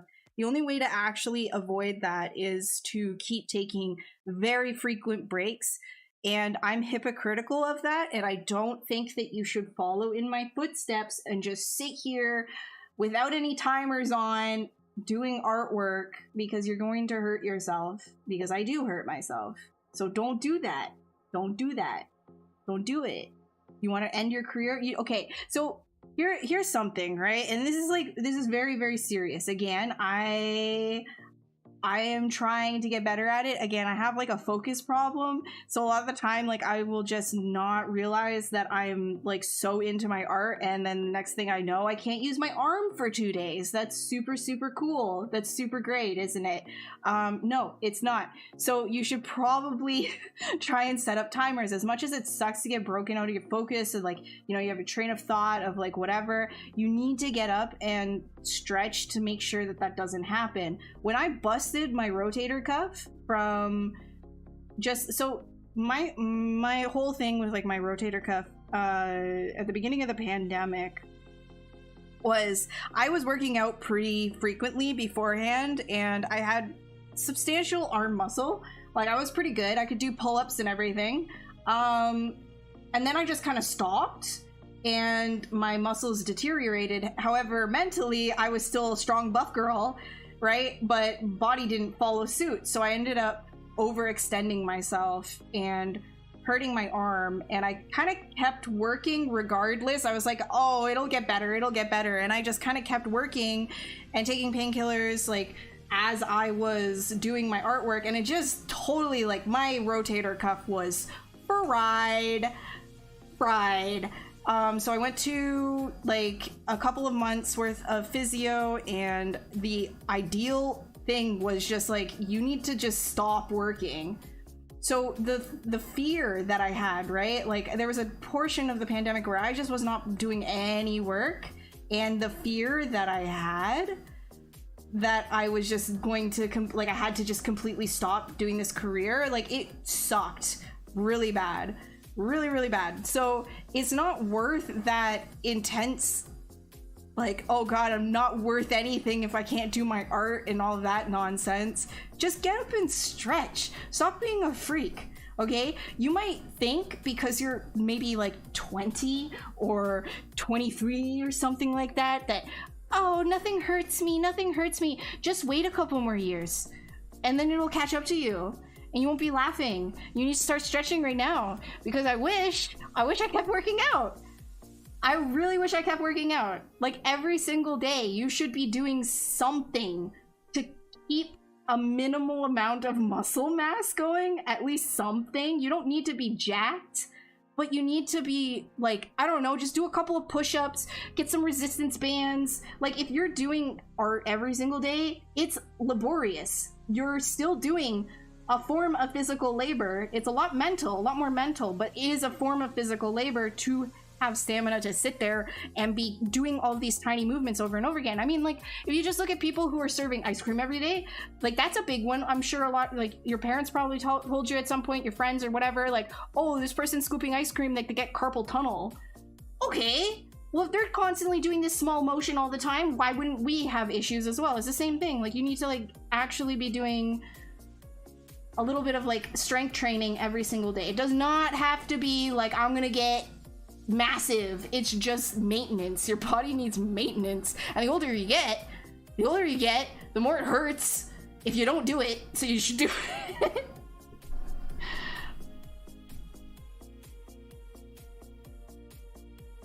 Oh yeah, I was not having a good time earlier in the pandemic. It had less to do with the actual virus and more to do with like, I'm never gonna be able to do art again. Like, you don't want that. Don't be stupid like me. Like, I was just, I get so like, I'm so stubborn.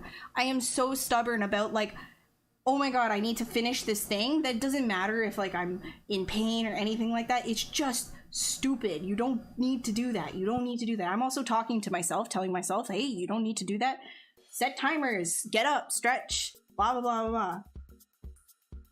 Yes, okay.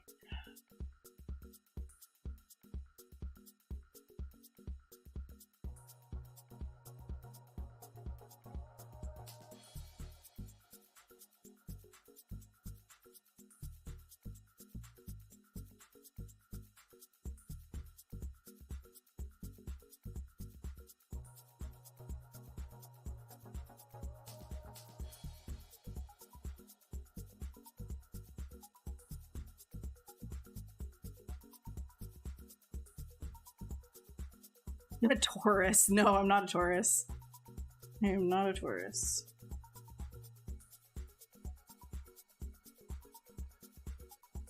Alright, let's get some leggies on here, and then I'll take some like foot base, and then I'll take a little break.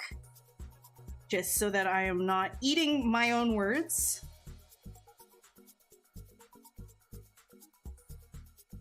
I also do need to pee, so there's that too.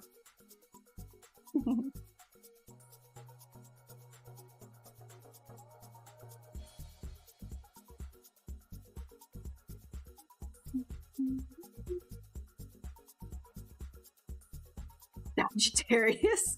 Really? Why?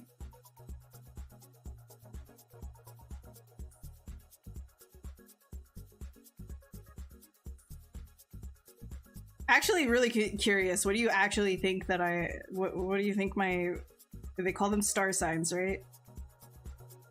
What is my sign? What do you think it is?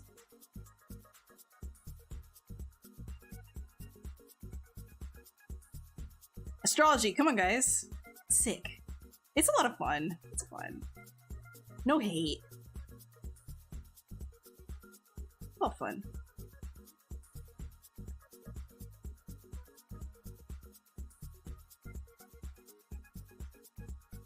Aquarius. Why?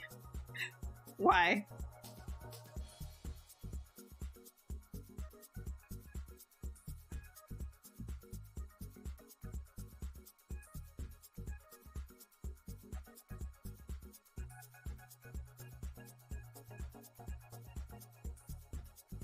Pisces. We're just gonna go through the entire thing? Like, no reason. I am Taurin.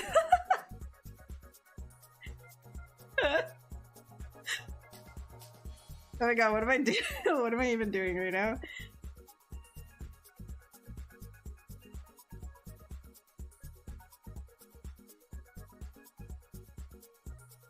You're an ox?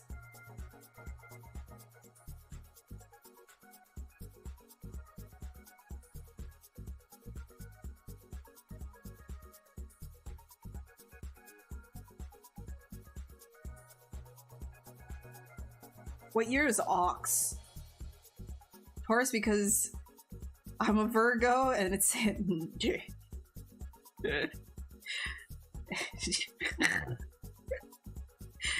Virgo. Hell yeah, dude. Nah, bish. I'm a Virgo. I'm a Virgo. I'm one of the, you know, remember, like, we're like the most like hated sign. Every single one of those, like, what's it called? Astrology things always say the most negative things about Virgos.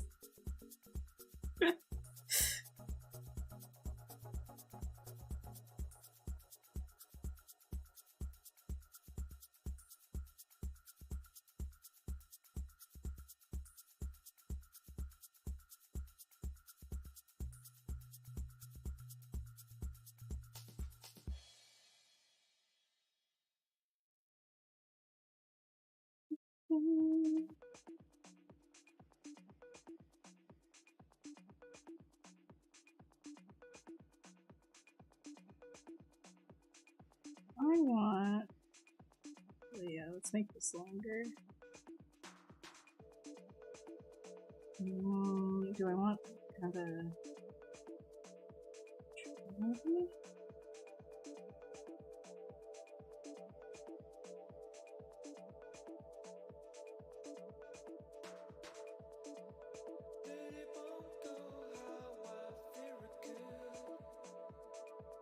Okay, and then I'll just sculpt on top of all of this. Eee.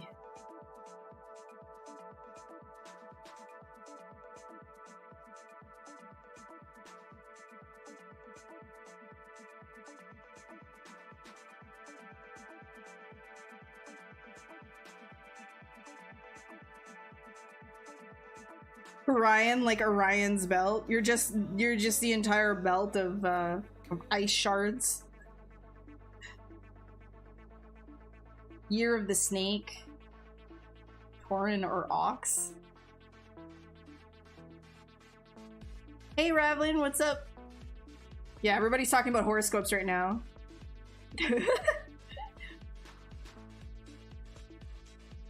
Honestly, yeah. It's not my problem that I'm always right and everybody else is wrong. No.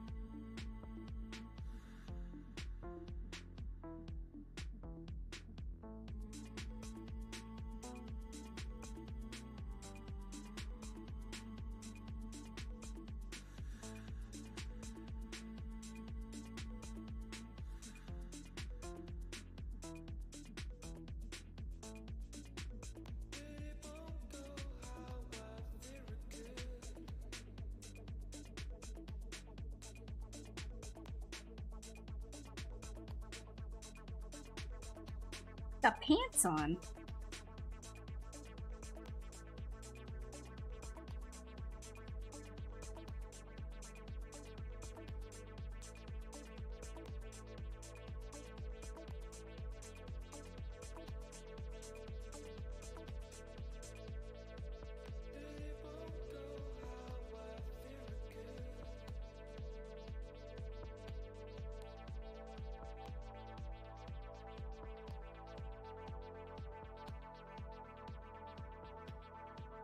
Wrangling clients, living the dream. Hell yeah, dude.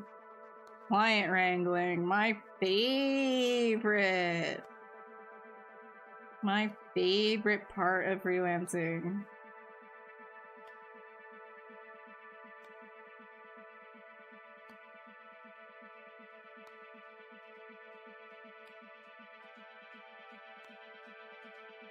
Ew.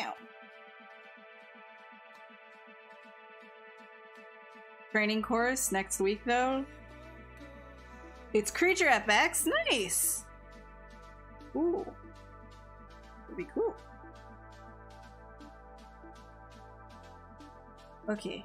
I've barely really done anything. I'm gonna take a quick break to pee and not be a crazy hypocrite about taking breaks. So I'm gonna do that. Put this guy here.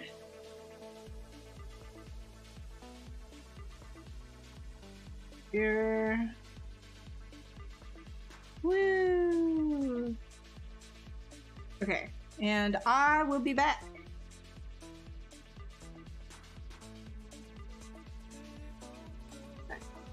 Okay. BRB.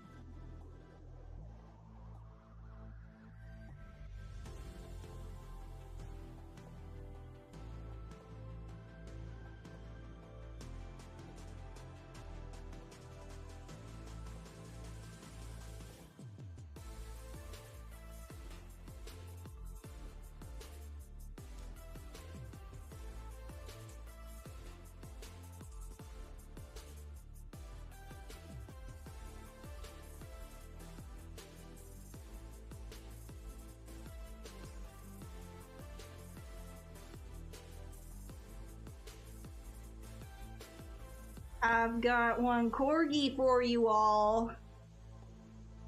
Hellos. I hope you guys got your stretches in. Pixelatic gym streams.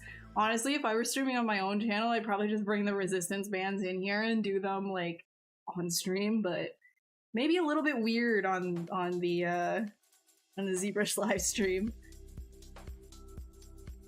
My little baby. He's my little baby.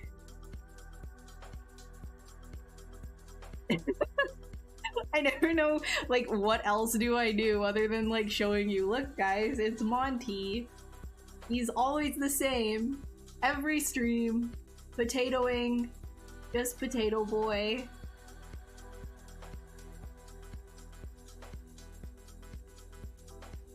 Monty? Okay, Monty is, like, over 30 pounds, so I get pretty tired pretty quickly, like, doing reps of Monty. He's a good boy. What?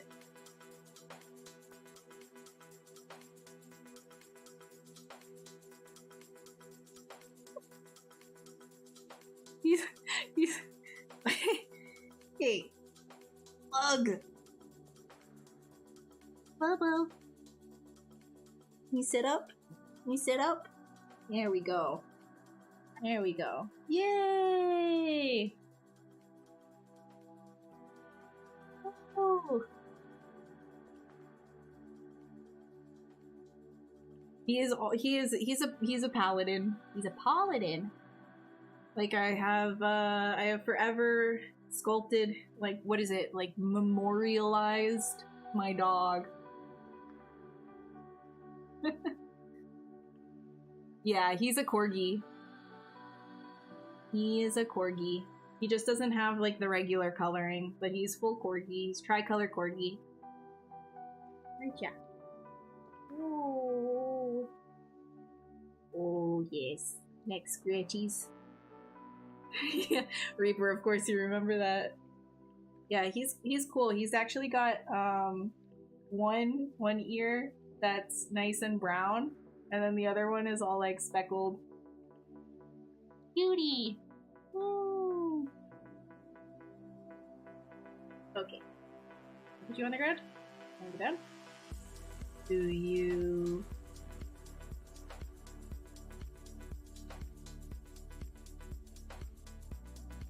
Do you... Do you...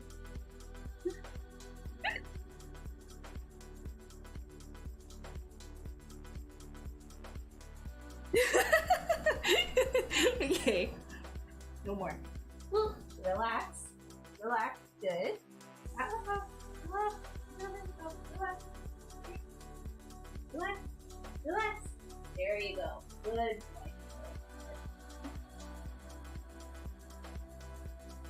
He's like, do I? Yeah. What's up, Bobby? How's it going? How are you? Good to see you. Reaper, stop being weird about my dog, man. You don't have to be weird about it. That's so weird. Don't talk about my dog's junk. It's weird. Okay.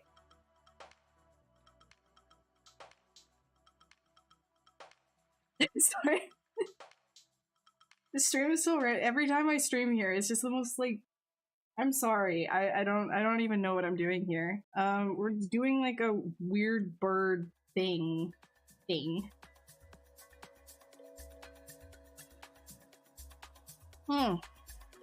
Alright.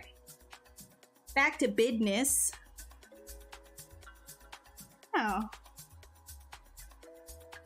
Oh, I have to finish my armor set too. Keep putting that one off. The other thing that I was talking to you about. Keep getting distracted and starting, like, other projects. Beep. I'm gonna show you where I'm at with one of the armor sets that I was doing for the assassin piece I was working on. if you're interested. Or you can just say shut up and actually just work on this. Like, that's cool too. I can do that.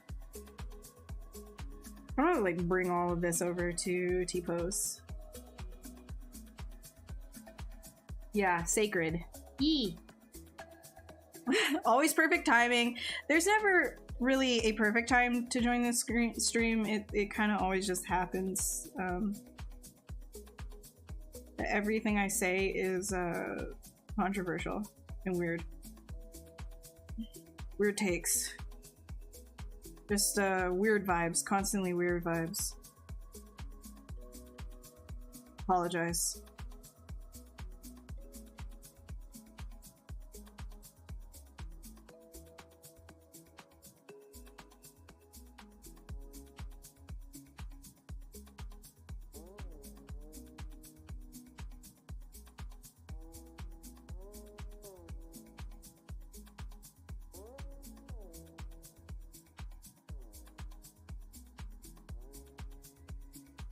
Okay, after I get this to a little different of a state here, I kind of want to play around with the shapes a little bit, and then I'll load her up. Load her up.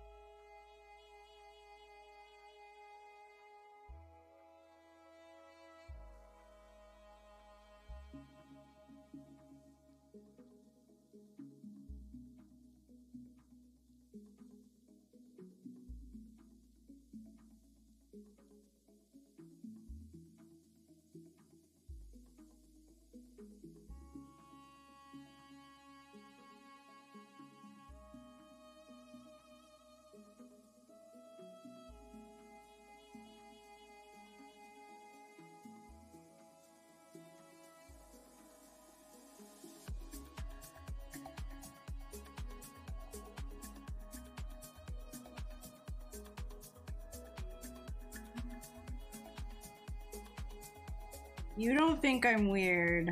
I think maybe you're weird. I've already accepted that I'm strange and unconventional.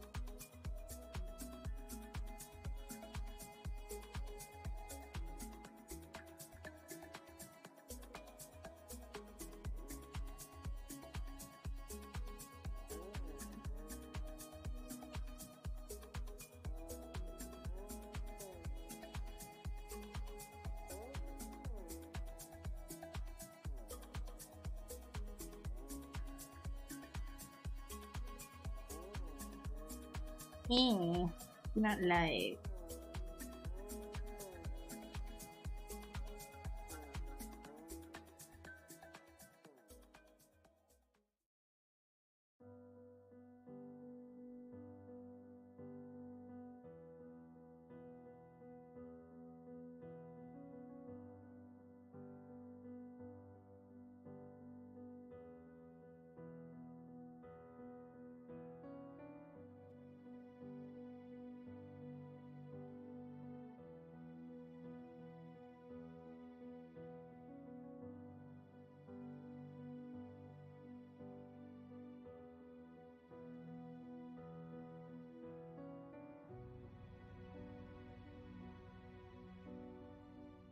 So I'm thinking of like using negative space here, right? Like continuing, like getting a little bit more like graphic with like the shapes.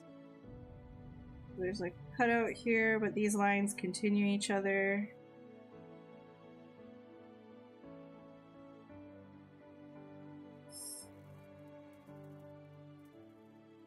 This up higher.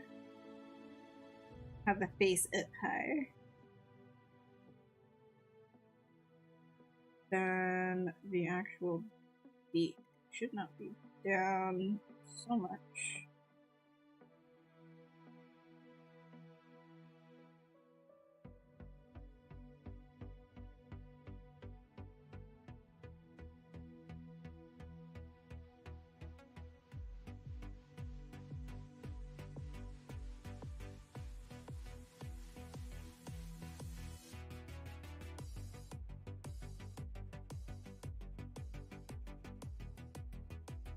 No.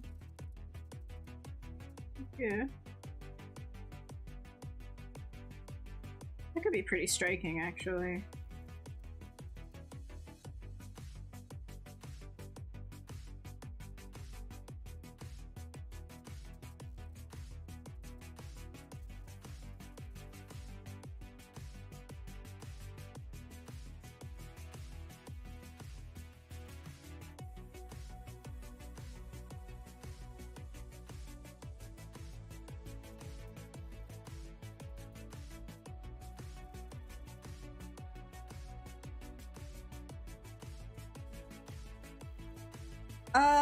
Let's see.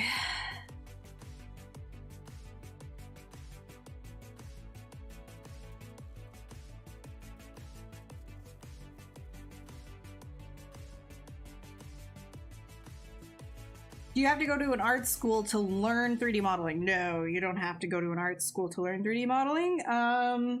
You can find courses and even mentorships and things like that online. And in fact, sometimes, not most of the time actually, because of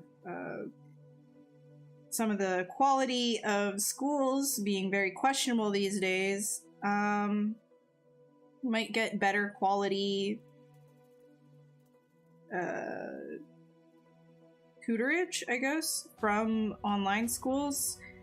The benefit of going to school, obviously, like going to like a university, would be like life experience, you know, like you're getting out of the house, you're getting out of your comfort zone, meeting people, and that's like really important in itself. And then obviously, like, you know, you get your network from talking to people at the same school as you, all of that, but it doesn't guarantee that you're going to get a job, and a lot of the time you're paying so much money, you're not even going to be able to pay it back within a couple of years, too, so keep that in mind as well. There is a benefit, though, to, like, let's say you're in a different country than the States or Canada or the UK, and you want to work in the States or Canada or UK or anywhere like that. It's a lot easier to get a visa, unfortunately, if you have a degree. But yeah, otherwise it's very hard for the company to get you hired. Oh, excuse me. Yeah, if you don't have any equipment as well, the school, it might have stuff for you. Not all the time though, so that's a thing to keep in mind, is like not every school is super equipped with stuff. I would recommend checking out the rookies for a school list.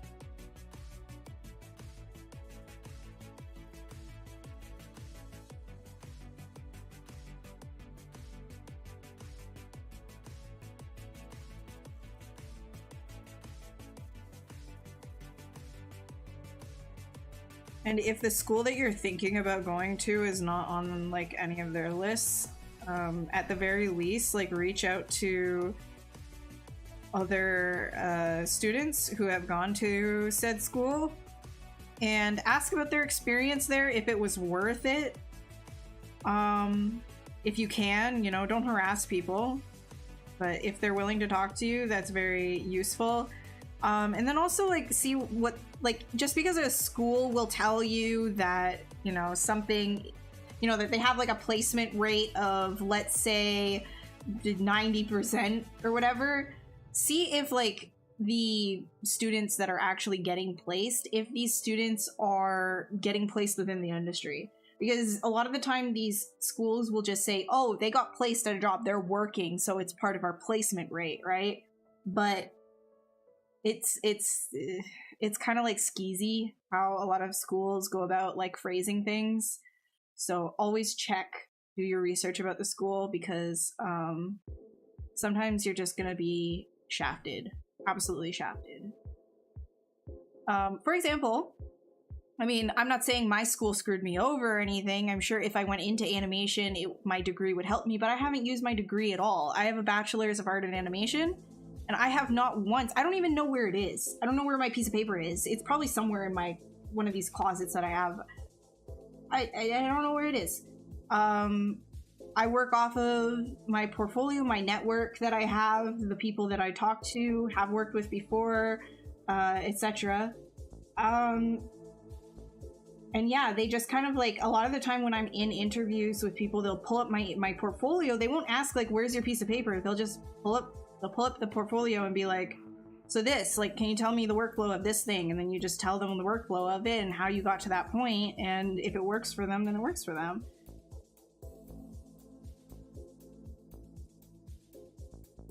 Over a toilet.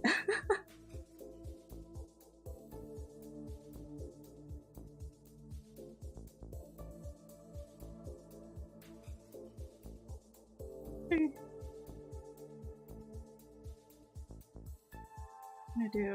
Unchanged from millions of years. Oh yes.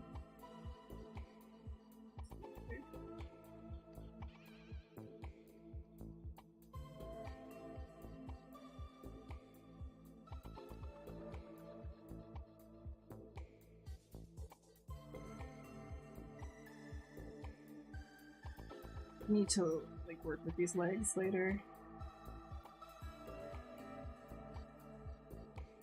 I don't like them.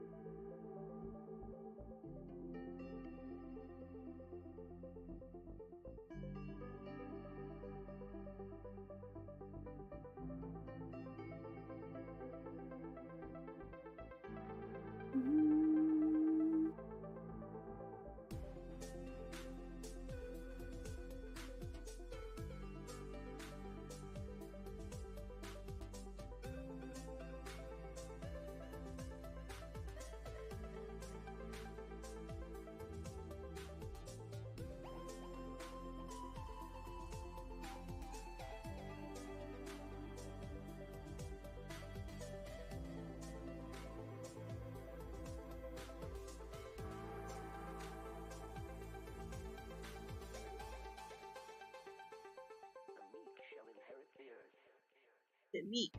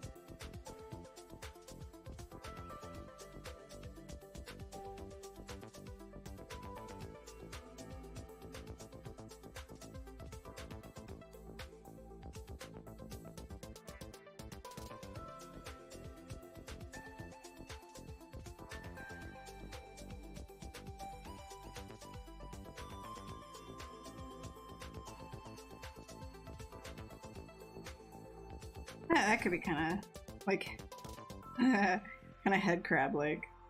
I'm gonna try it.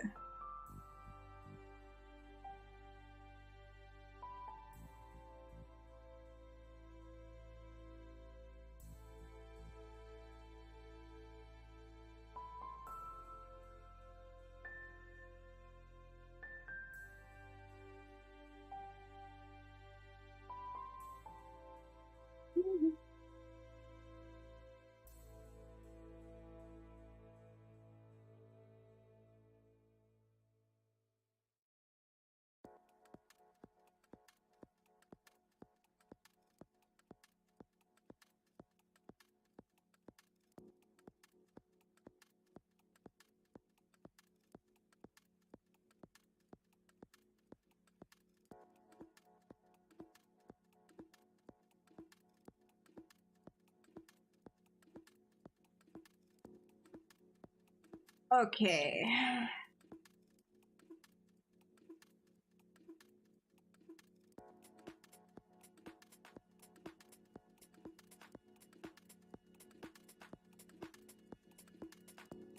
What do I work as? So I have because I'm a freelance artist, I just kind of like label myself as like overall just a like an art service, because I do illustration, I do 3D modeling, I do concept sculpting, I do character design. There's a bunch of different hats that I've worn, but they're all relatively in the art department. However, sometimes I will go with, well, where I started was 3D character art.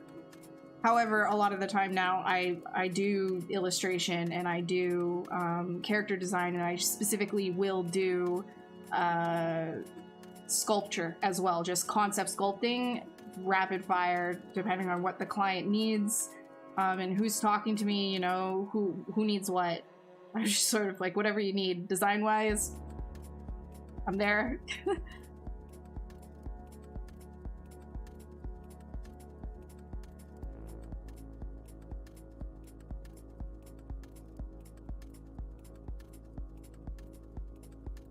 You went to community college? Nice! Yeah, like, I mean, just because, you know, if something's a community college, it doesn't really, like, when it comes to the arts, it doesn't really matter if it's, like, a community college or whatever. Like, if you're just looking for that bachelor, then honestly, at the end of the day, your portfolio is going to mean everything. Like, if I had, let's say, like, I went back in time, right, and I was in college again, if it were me, and I knew what I knew now in terms of, like, I didn't have the skill that I had, right, but I knew what I knew now in terms of, like, what it is that I wanted to do, and if I wanted to even go, like, I didn't want to, you know, do animation or anything like that, I probably wouldn't have gone to school. I probably would have figured out how to do stuff, you know, with online courses and stuff like that. So kind of just depends on, you know, who you are and what works for you.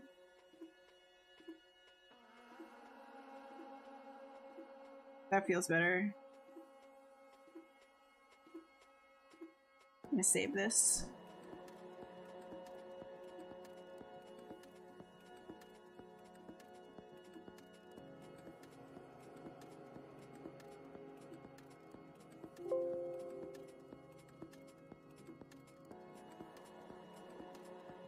How did I get started?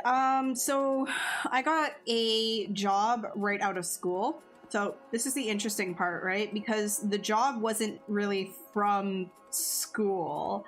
I was going to job fairs like crazy after the fact, and I was talking a lot to this one studio, Arc, over and over again. I kept seeing them at different job fairs when I graduated. And at the time, it was sort of like a right place, right time thing, because they were doing a mass hiring of a bunch of juniors because they were ramping up really fast. And I just happened to slide in the cracks kind of thing, but I didn't have like specifically what they were looking for, because again, I came from like 2D animation, so all the 3D stuff that I had in my portfolio at the time wasn't from very specific stuff that I learned at school. It was just like me kind of fumbling around in my own time figuring out 3D without any like courses and stuff like that. So I learned, and again, like this is a very different from a lot of places that you're gonna get jobs at, but I learned 3D actually on the job because I did kind of get in at the right time, right place when they were just doing a mass hiring, and I just happened to be there, and they just needed somebody who knew ZBrush, and I knew ZBrush. So I became a 3D character artist, just like that, and I was working on Barbie. And my lead at the time, it's funny because like in retrospect, he told me like after a while that like initially he was just like really not happy that I was there because I didn't know what the heck I was doing, but he was a really good lead. He taught me a lot of the stuff I knew. Like I build my foundations on now in terms of topology and things of that nature.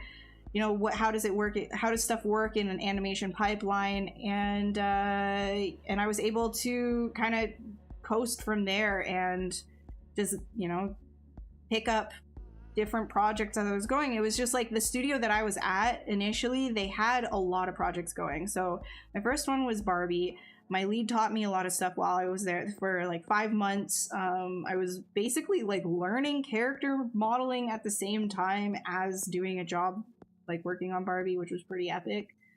And then I got moved on to a bunch of like R&D projects, but it was all overtime and it was just completely like wrecking me, and I decided not to do that, which is like a whole other story. And then I was moved on to Elena of Avalor, which is a Disney show, and I did a lot of work on that as well, and that was like a gauntlet. So I like good thing that my lead on Barbie had taught me a lot of the things that I needed to know, and then I kind of went from there. The studio itself went into solvency, but I was very social and like an active learner, and I was always doing things. Like I started streaming while I was at this first place as well. Like, so I was very, very active in terms of learning and getting better at 3D, and I was just very into it. I was just like, I love sculpting, I love art, I love all of that. And so I had started streaming while I was at this company, even after it went into solvency, and that in itself got me a few connections. But because I was really social at my first job, I was able to get a second job at Tangent, which a lot of people from ARC ended up going over there after the solvency happened. And then I was working on the movie Next Gen as a concept sculptor specifically, like quite literally just sculpting. And that's kind of like how all of this kicked off, is because they hired me as just a sculptor and I got to do a lot of design work. I kind of just like leaned into that. I also got to be a surfacing artist as well when I was at Tangent. So that was specifically just texturing stuff as well. After all the sculpting work was done, and I continued doing a lot of the surfacing work from a remote here in Montreal, because I had started in Toronto. That's where Tangent was, but at the end, like there was only maybe like 3 months left of production, and I was like, can I just, like, I have to move, like, can I continue? Like, I can continue working remote if you guys are cool with that. And they were like, yeah, of course, like whatever, it's totally cool. And so I was working remote with Tangent for 3 months. This is prior to the pandemic, or maybe 4 months, something like that, just doing surfacing work on the characters for Next Gen. And then past that, because again, I worked with a lot of these people, and we had pretty good time together, pretty social, and they could see I was doing stuff, in their eyes at least, well. So connections kind of kept going after that, right? And then that's how my freelance career started, was some connections, some jobs I've gotten because I stream. But the majority of everything that I've worked on is through people that I've worked with before, that know I can do what I can do. So it's sort of like a proof by showing, but also it's kind of strange because it was like they taught me a lot of this, but they let me kind of grow into the type of artist that I wanted to be. Yeah, it's been a long time, Ravlin. It's been a while. We've been doing this for a little while now. What are some of the some of the stuff that I can talk about client-wise, like, I can tell you, so some of the studios is Jam Filled Entertainment, which is Boat Rocker, Sinking Ship Entertainment, Mythos Studios, Spin Master Limited, Snowball Studios, High from the Future, obviously Tangent. There's a bunch of various other studios that I don't mention because like the stuff is so like sparse and random that I've worked for, but those are like the major clients that I've worked with.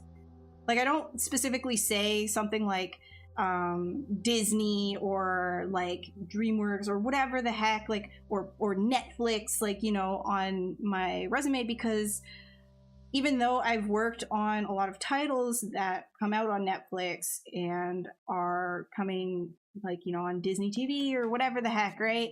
The reason why I don't put that on my resume is quite literally because another studio will be hiring me for that, so I'm not directly working with like Disney, for example. But yeah, that's yeah.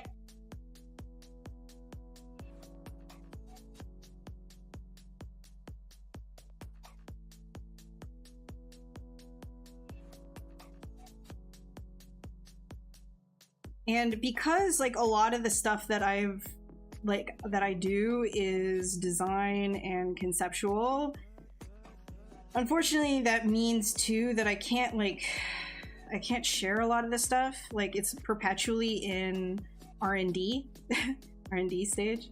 Like, I'll do a lot of like pitch illustration work too. That's like a big one. So the same kind of workflow that you see on my ArtStation lately has been a big part of the illustration process that I get hired for, which is super cool and a lot of fun.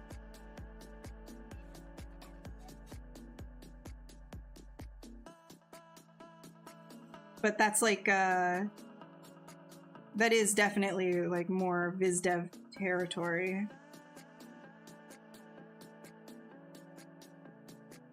Okay, I was gonna show you the work in progress armor set that I had started and then just kind of like didn't. Hold on. I'm just gonna save it.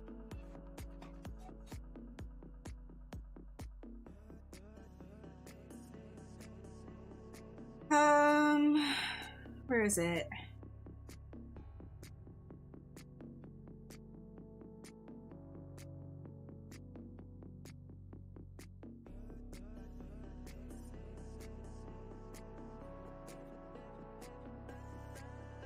Oh my god, it's so much smaller than what I'm working on.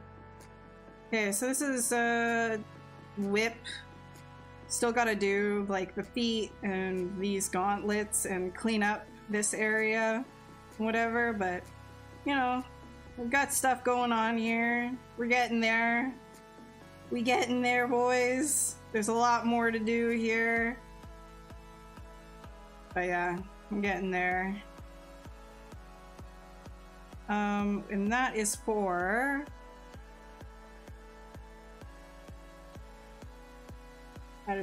this one. It's gonna take a while to load this one. There we go. If you know, you know. So I'm gonna be replacing, because this is like gesture, right? And then from gesture, you take the things that you're working on, the maquette, which I gotta adjust the scaling of everything, and then just kind of like bring them over, so that you don't have to like model things like outside of symmetry or anything like that. Make sure everything is working, and then you know you just put them on here, kind of like Legos, right? So that's the idea. That is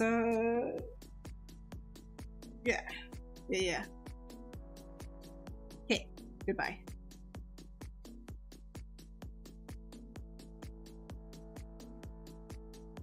Woo, so much bigger. Bro, you're huge. This is a big bird. Presenting your first year, we had to talk about an inspiration, showing something. Ravlin! Ravlin! I'm your inspiration? Ravlin! Thank you.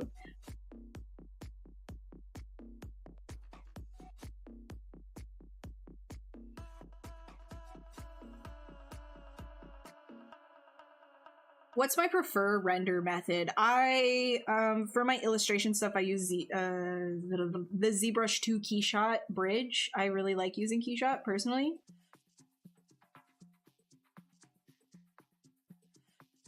Can I use gizmo deformers on visible subtools? Yes, you can. 100% you can. Are you asking me to do that, or are you asking if it's possible? If you're asking if it's possible, yes, it is possible. What kind of styles can I model? I like to explore all kinds of styles. I guess I have my own specific style. Like, I'm like, you know, I think I have a style. I would assume I have a style, which is my personal work, but I work on all kinds of things. I've worked on very, very stylized things, like targeted towards, you know, preschool. I've worked on, like, let's say Magic the Gathering I've worked on, which is targeted more towards teenagers and young adults, right? I've worked on graphic novel-esque looking models. I've worked on, you know, Disney characters, obviously. Worked on a whole wide range of different stylistic things that, and I really like to explore as well. Anime is really challenging to represent in 3D, but also super rewarding if you can get it right. And I really, really, really like how dynamic a lot of the fighting is in anime. I love anime fight scenes, dude. I love them. I love them so much. So that's something that I am probably going to, at some point, attempt, is something really, really dynamic, anime related, but we'll see. How do you manage subtools when you showed other works and deleted them from the project? Manage subtools.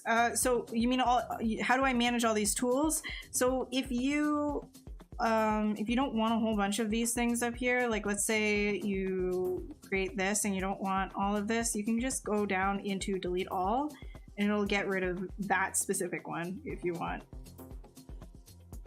Or right here will restore configuration, but just be careful of that.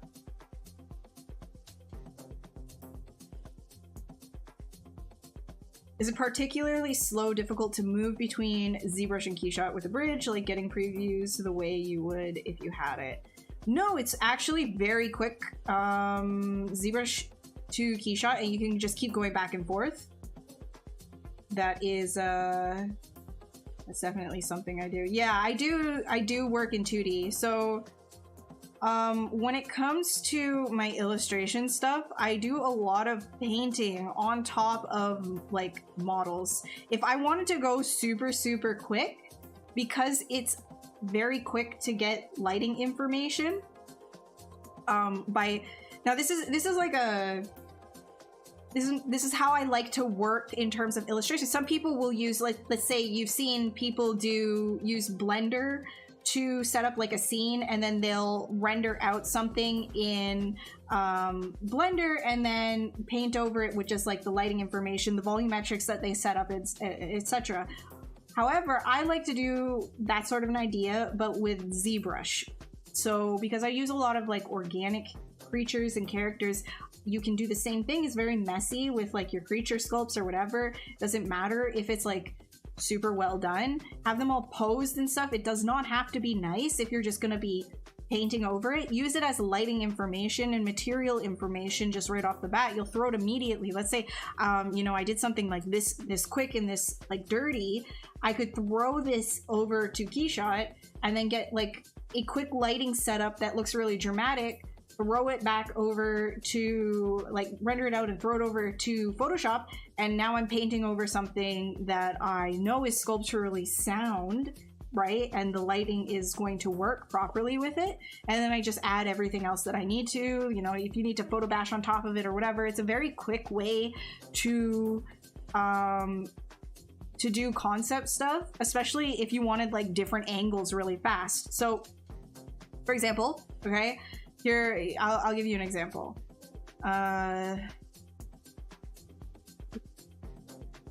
Let's just take like this bust that I did of the jackal, for example.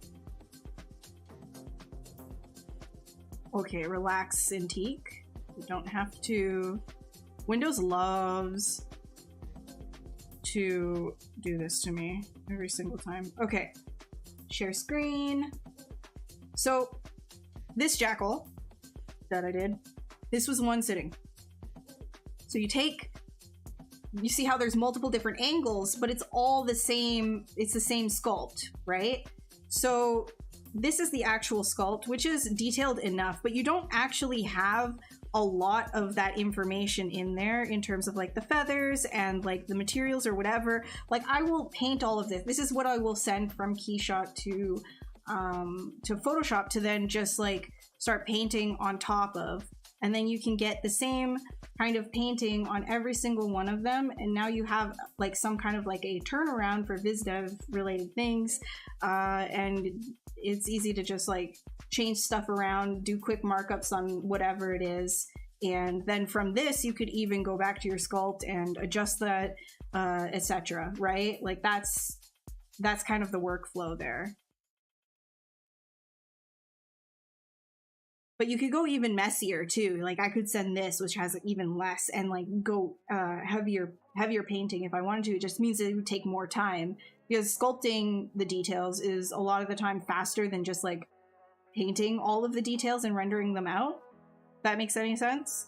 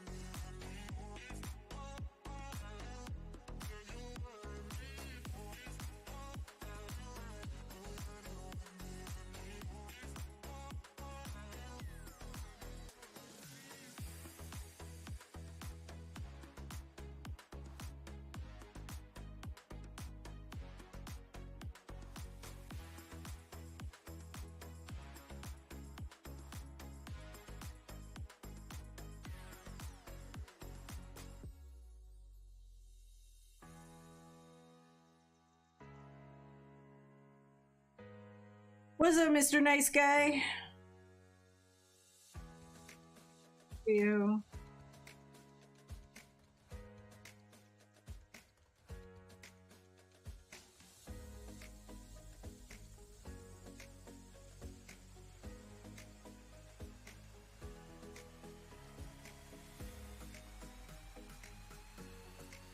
If you're always working with backface masking on, you might, like, depending on what brush you're using, you might get, like, things that you don't really want to happen start happening.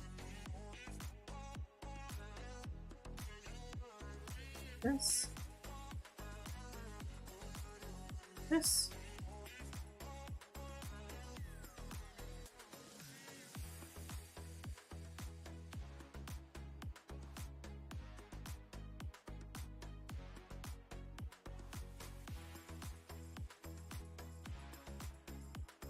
Nah. So like backface masking, for example, if I were to work with backface masking on with H polish on all the time, sometimes you're gonna notice like close to like edges. I don't know if this is a good example, but you're gonna start getting like overlap. Here, let me grab these. Okay, too much. Okay, so if I start doing backface masking with H polish on, and you start doing like this, you're not going to flatten properly, as you can see, because it's masking off every single thing except for the face that your brush is on, right? And so then you end up with like thin pieces. But if you don't have backface masking on, then you can kind of just like use it normally. But then the problem comes in, right? Like if you're working on a really thin piece of material with like clay buildup and you don't have backface masking on, then you end up with a bit of a problem because everything starts to come from the other side. If you have backface masking on, well, you don't have to worry about that because it'll only apply to the one face that you are sculpting on. So it really just depends on the brush that you have. That's why I have this toggled up here, because it really depends on your situation, what you're doing, etc. Just keep in mind that, like, if you're having issues and you're using a brush with backface masking on, try taking it off. If you want it to be affecting multiple faces at once. If you don't want it to be affecting multiple faces at once, you only want the one face affected, then you have backface masking on.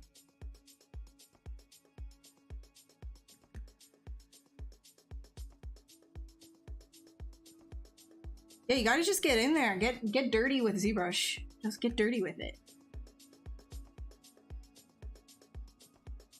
Yeah, we'll put spines. I just don't really think that those spines were the play, per se. Hey, Sergio. How goes?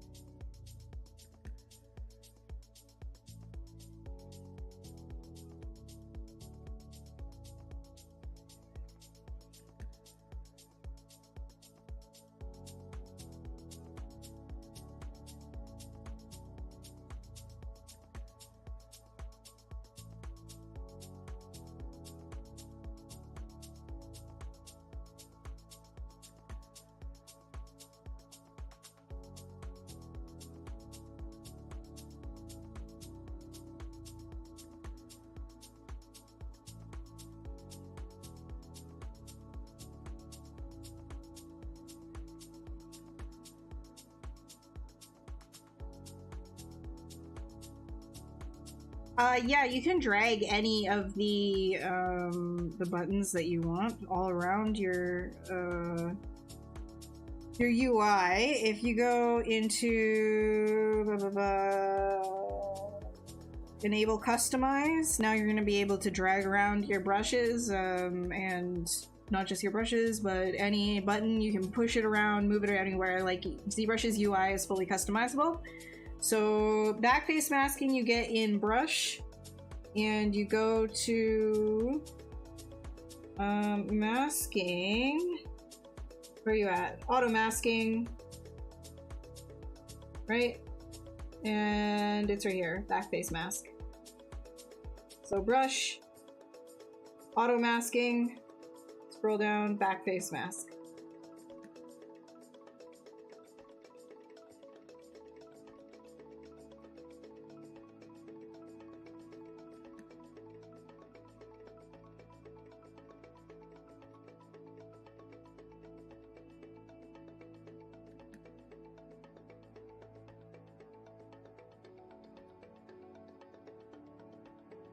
Oh.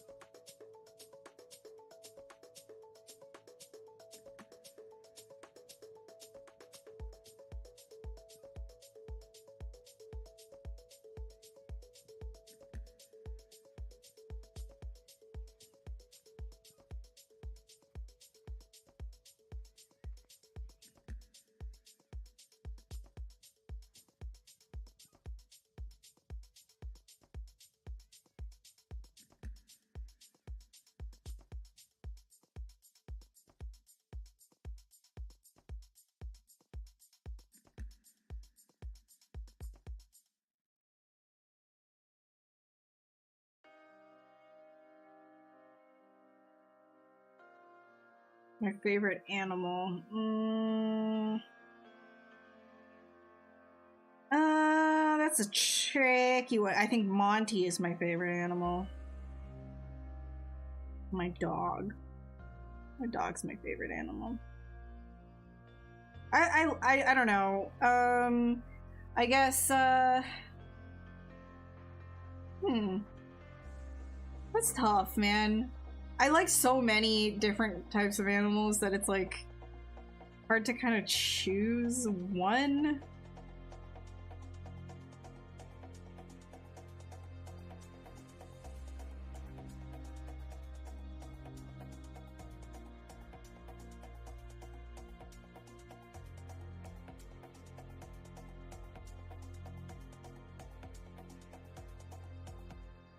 The stream has been going for 3 hours.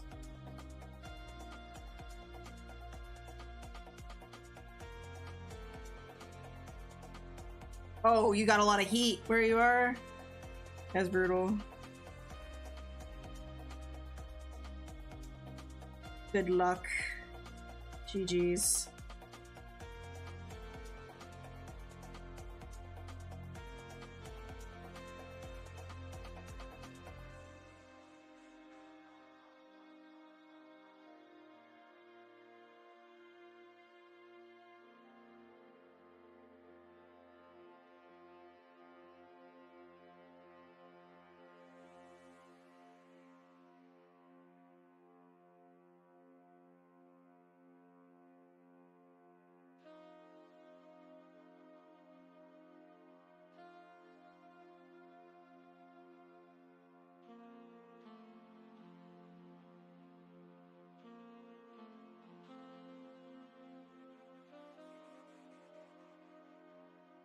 Stay because I might just absolutely demolish this.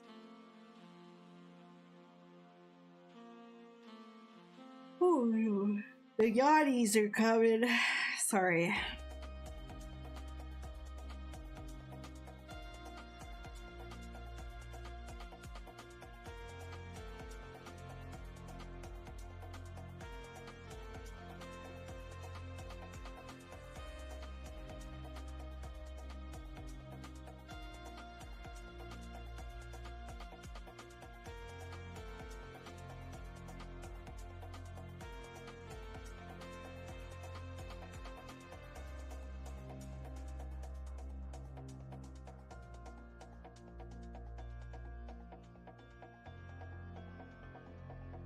Get rid of this nonsense, lazy mouse. Too lazy mouse. Too much laziness. Oh no.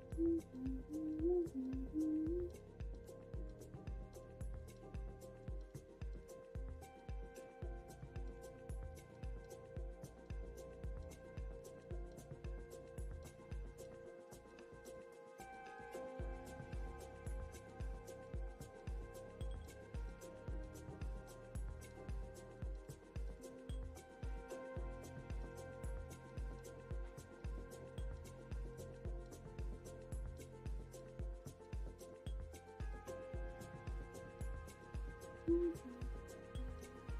am I sculpting? Hi, Framed. What's up? Literally, I don't know. Some bird creature.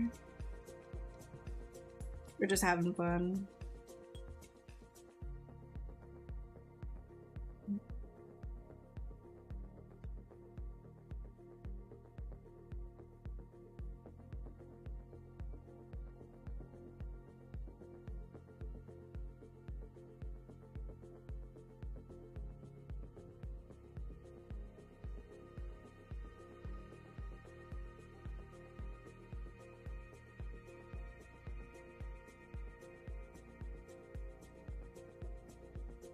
Always a bunch of random here. Absolutely, like, I don't know, whatever. It's just sculpting. It's just sketching.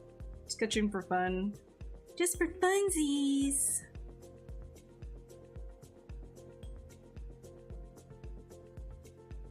Just because we can.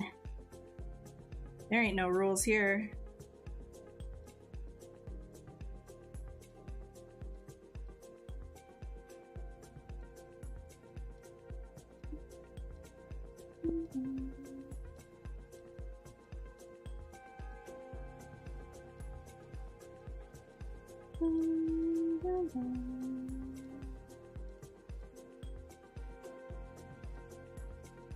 Thanks, dude. How are you doing, by the way? How's it going?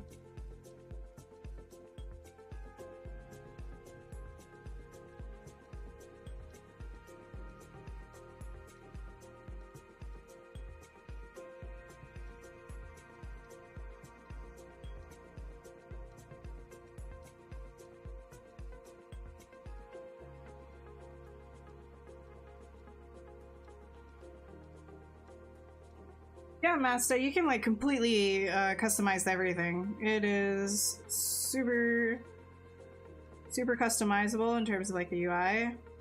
100%.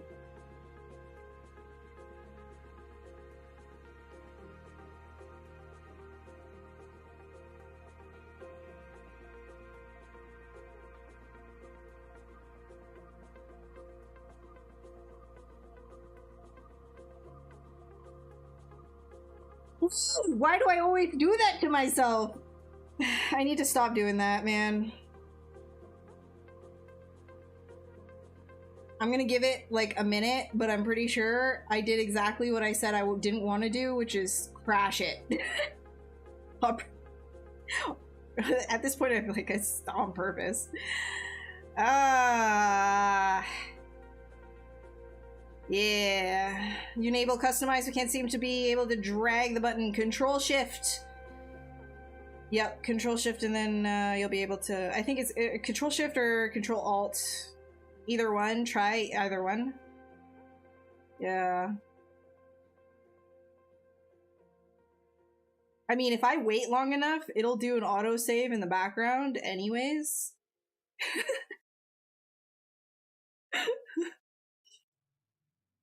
Yeah, Control Alt. There you go. Yeah, and then you can drag around anything that you want.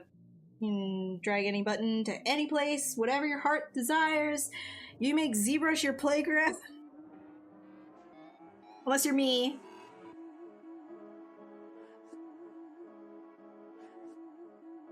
Alright. I'm gonna destroy this. The autosave be corrupt? No, usually it's not. Die. Die. Death. Die. Look, I've got the anime, like, white glasses. Okay. Bye-bye, ZBrush. Time to open you back up.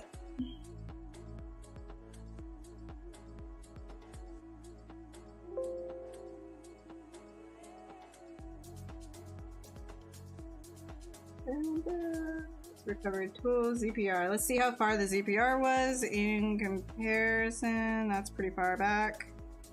Loaderinos. That, okay, the whole head is gone, whatever. At least it's not that. Whatever, we can do something new. Ooh, there's something new. I don't even care. I'm not even mad. We're just sketching. Who cares? Save your work. Let's get that stroke on this thing. Lazy mouse. Lower. Brush. Mask modifiers. Okay. Clearly, that's not what we wanted to do. So let's do something else. Let's. Is that low res enough? No, it is not. Brush. Let's do a smoothness. I guess you guys can't see what I'm doing, but if you go to Mesh Project, you can drag out your masking, which will actually create shapes for you. It will create shapes, whatever you're dragging out, right? So like, let's say I do this. It creates another piece of geometry there that you can kind of start moving around. So if you wanted to adjust that and do more like hard surface type stuff, really quick and dirty, wink, wink, then go down into your mask mesh modifiers. You can chunk that resolution down so it's very specific, and get the smoothness down as well. And then you can start getting, okay, well, this is just too small. You're not helping my case. You're not helping me right now. I'm gonna fight myself. Resolution a little bit higher, a little less bevel. But you can start playing around with that and getting, there we go. That's what I'm talking about. Okay, and then you can start getting more interesting shapes and stuff like that. And because this is low res enough, you can actually start working it the same way that you would, I guess, a low resolution. Here, you can see how low res, right? It's low res enough that you can actually work at this the same way that you would kind of like anything hard surface, if that makes sense. Because it's so low res, smoothing things out, you'll get it pretty smooth without any like weird gummy things. And just as a demo, because I'm not using this piece, cancel, split masked, go down, geometry, dynamic on, and you can actually work with it that way. And you can see the bevel all the way around this. When you use the bevel from that, the masking, like this specific brush right here, right, which is a control brush, if your whatever your bevel is, it will actually, as you can see, put a crease along that and polygroup it for you as well. So it, like, ideally, it's good for this kind of thing. If you want like just like really quick block out stuff for hard surface, like that's essentially what I would do. Like if you, but it, you know, maybe not with this piece specifically, but that's what I would do. Anyways, bye bye. Just wanted to show that. Yeah. Sorry. I'm all over the place right now. How often do you have the autosave set for? I chunked it all the way up there. Because... and it doesn't even matter, too, because I have, like, this reflex now where I just hit escape, and I just spam escape no matter what. I'm toxic to myself. It's bad. A mutant doduo. Like, actually, though. Does look like that. Why isn't... Oh, right, because I have dynamic off.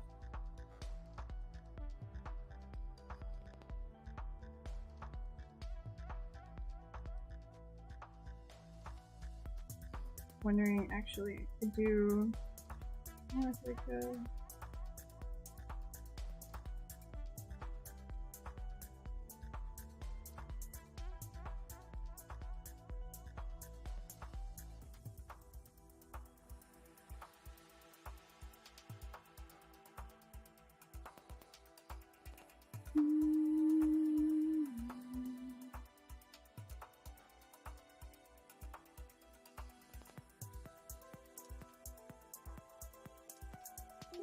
Just in case we blow up again.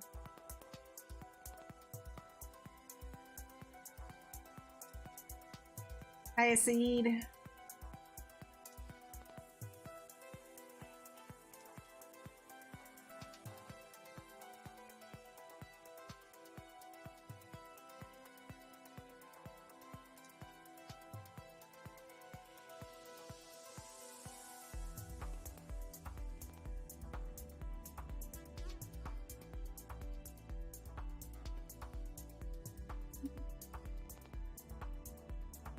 Another thing too for blockouts that I like to do is just kind of like, maybe not the capsule, like Q cube is pretty good.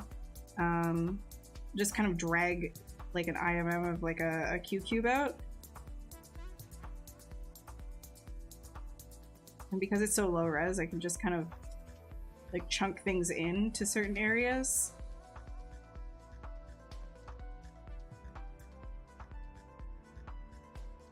Because I really enjoy working with things that are like really low res. Like I don't care about the actual topology of it until later. It's just for playing around with shapes. I'll split that.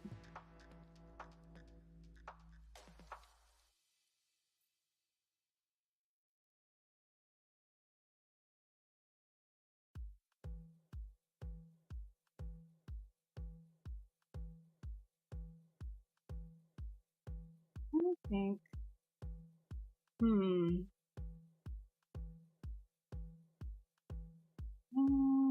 I think maybe I kind of want to like replace this stuff.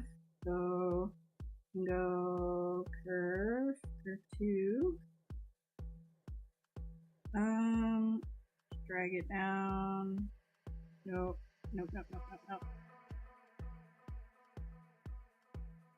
out.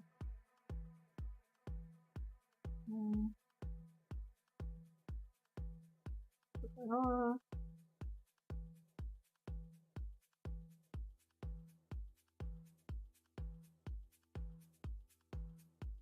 Go over to my deformation.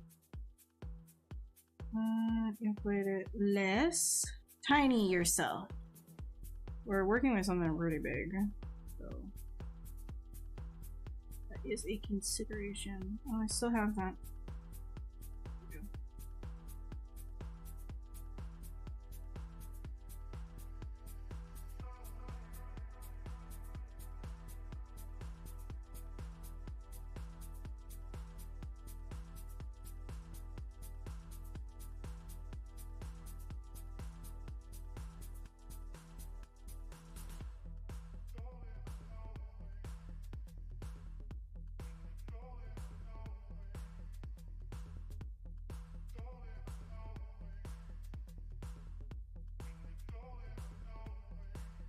Start deleting areas of this.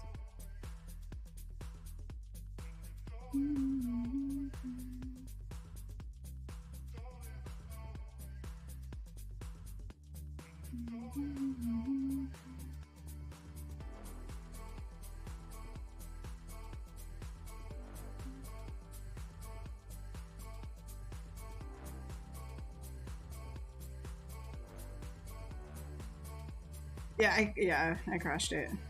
That was my fault.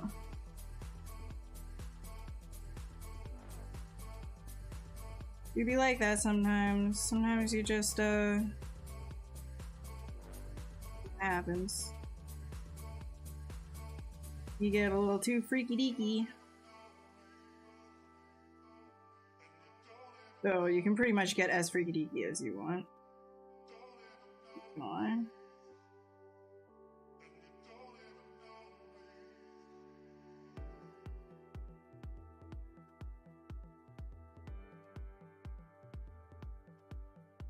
Oh, like bottom. This is ugly. Okay, I'm gonna try dynameshing this, but it might crash again. Because usually, so the crashes usually happen if you start hiding stuff, right? For example, if Dynamesh can't figure out the close hole function on something, like if it's too weird, it will take a very long time to kind of like remesh that. So your best bet is to save beforehand, throw the resolution down really low just to see if it works. Yeah, it works. Then you can try a higher resolution after that.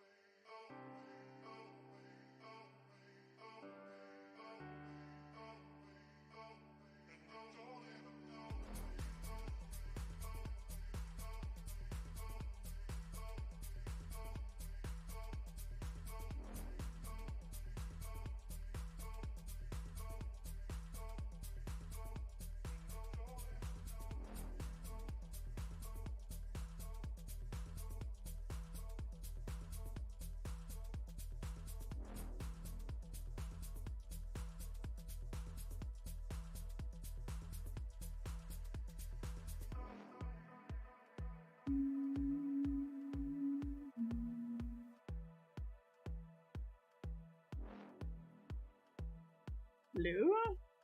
Oh, it's too small. My bad.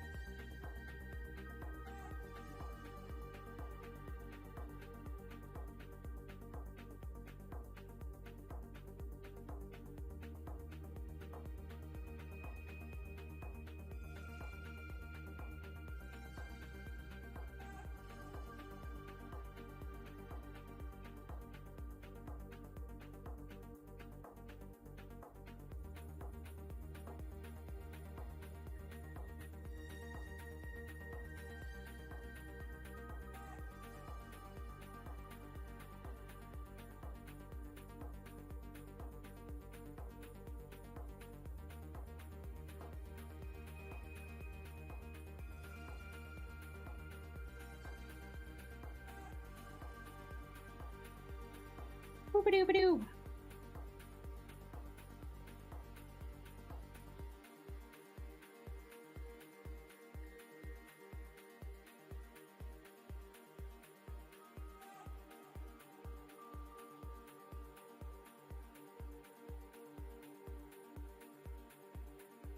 Need more resolution.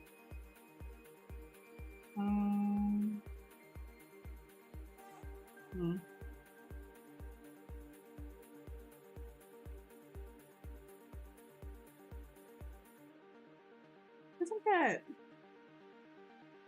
It's not adjusting anymore. Heh.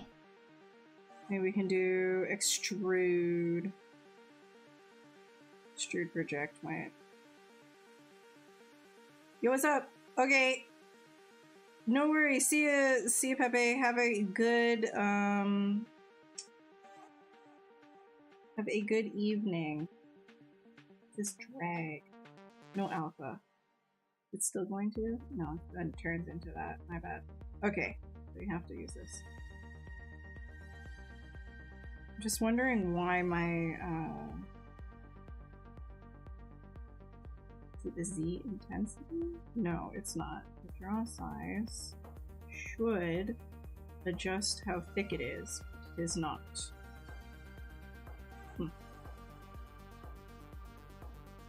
That's fine. Wondering if it's because I'm working too big right now. I have something to do with that. Figure it out later.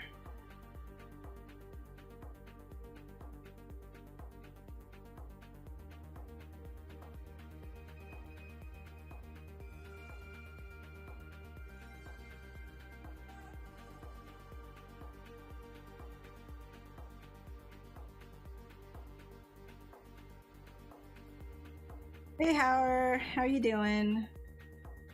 Dude, my hair's an absolute mess today, but thanks. Oh my god. This ain't it.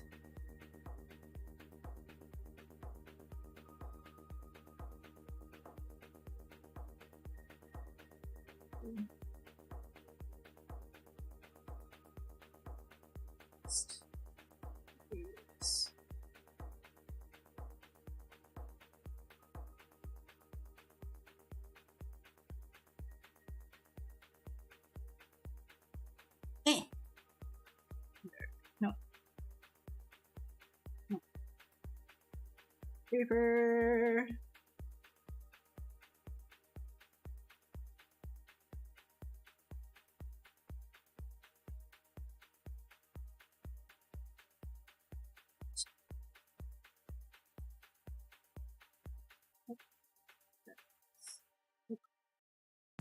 Which way? Which way you go? Yes.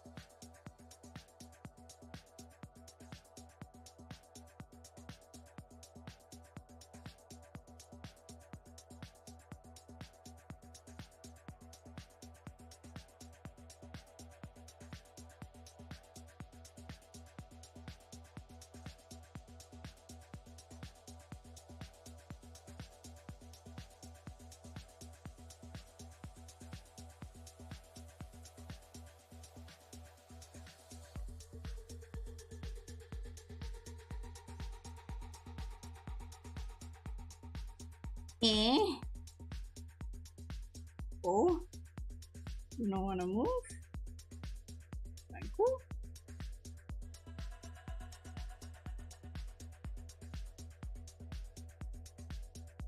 How do you retopologize such sharp objects? It depends on what you would need something like this for, because we're just using this as a sketch.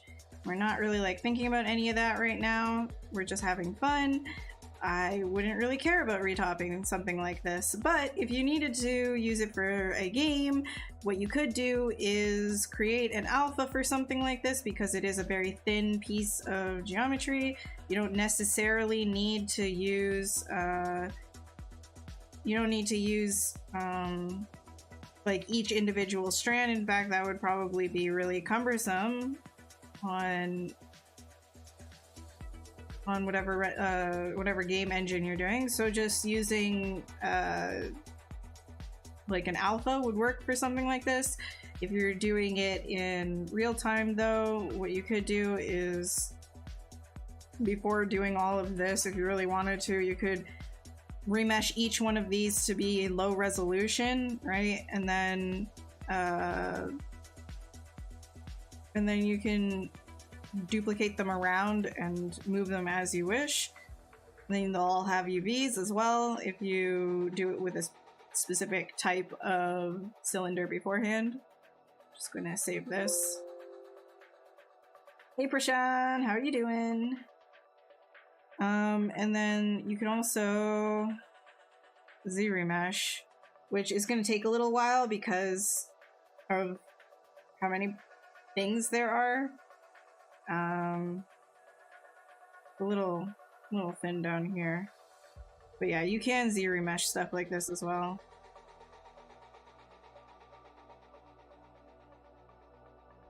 Just can't have it like unbearably thin, you know?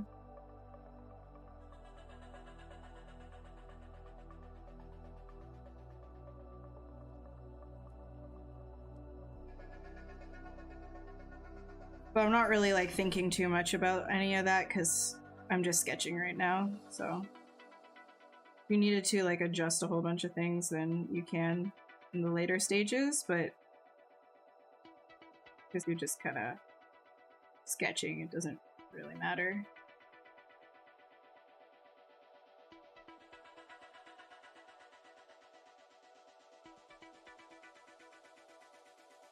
Thank you, appreciate it.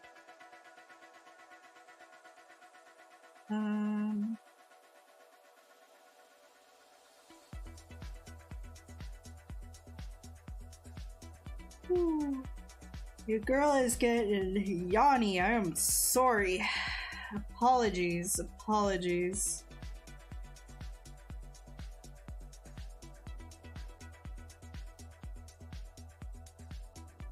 Well, I think I have some alphas that I can use for hard surface stuff. Yeah, it comes with ZBrush. You can create an interesting shape with some of these things. You can try that. Did that load? That did not load. Or is it going to texture? No, it's not. Okay, there we go. Pull that out. Yeah. Okay. Yay.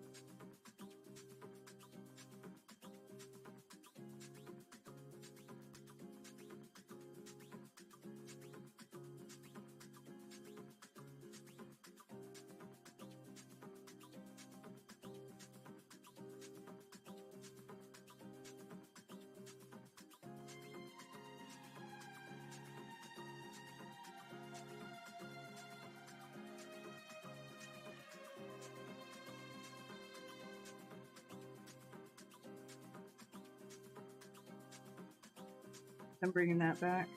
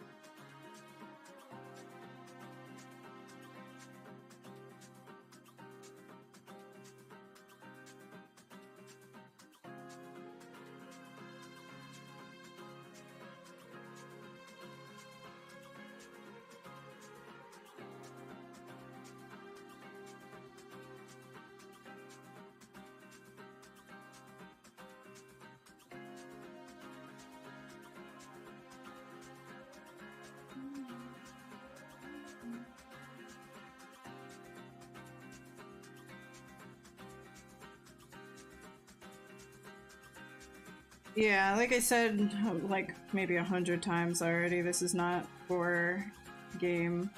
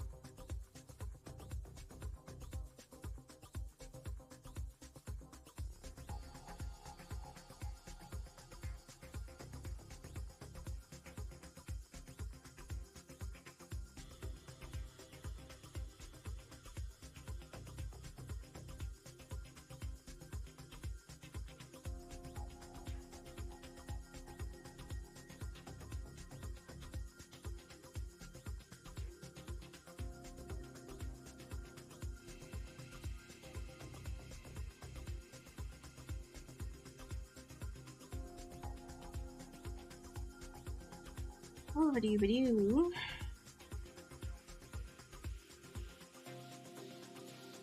Make sure I'm getting proper detail distribution here.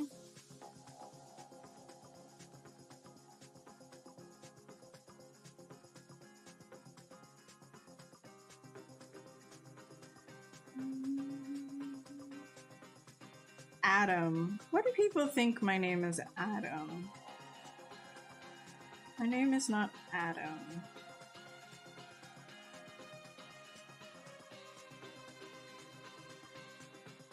Why do people make anything? Asking why do I still make Monster? Why do people make anything, really? What's the purpose of making anything? Why wouldn't I still be making Monster? Maybe that's the question you should be asking. Why not?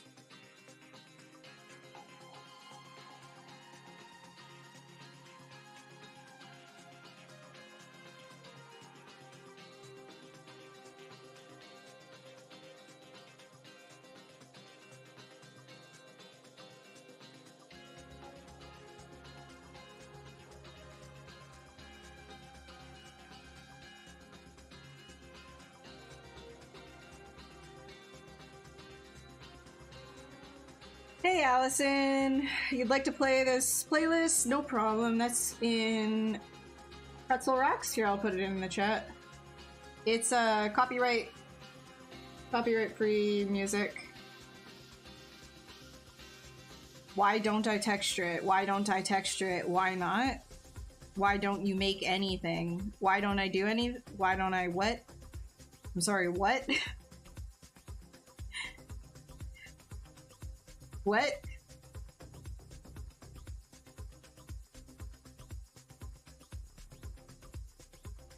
First name comes last. Fair.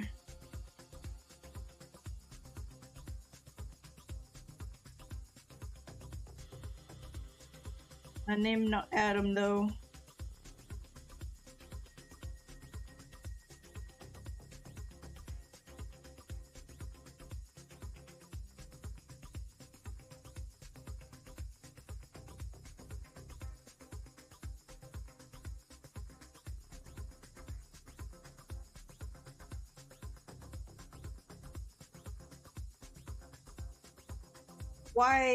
Why don't you why don't you why don't I what? I've been going for 3 hours and 45 minutes. My brain, you gotta help me out here. If you got a question, you gotta help me out.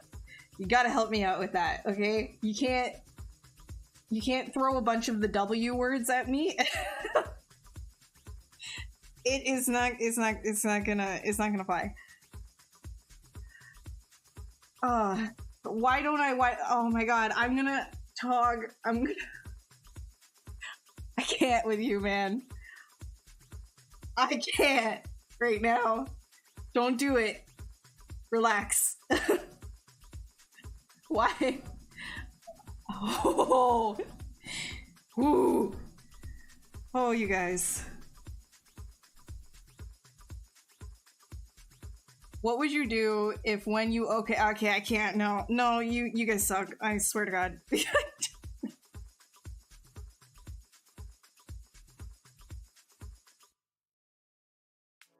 Like, I read that and I feel like I'm having a stroke.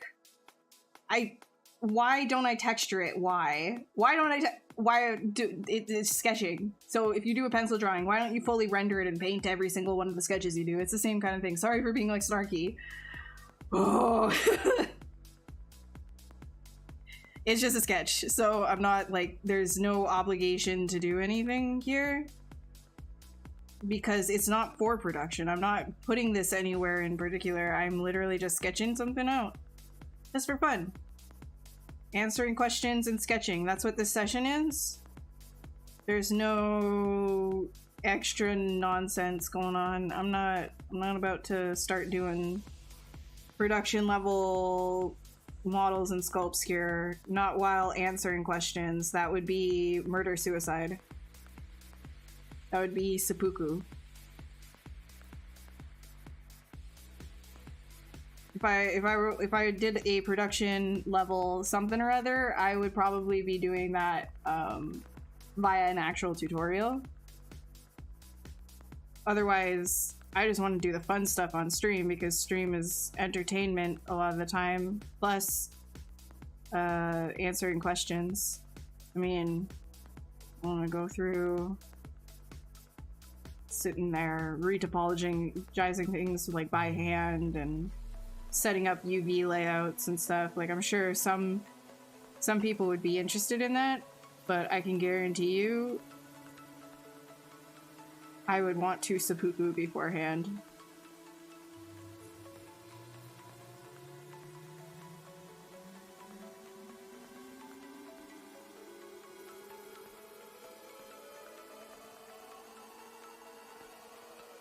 Do I have any production level tutorials? No, but there are so many artists that already do that stuff that it's just like, you don't need it from me, right?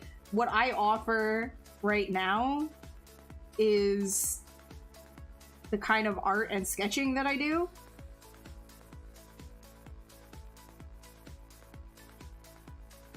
And I'm here all the time answering questions anyways, so like,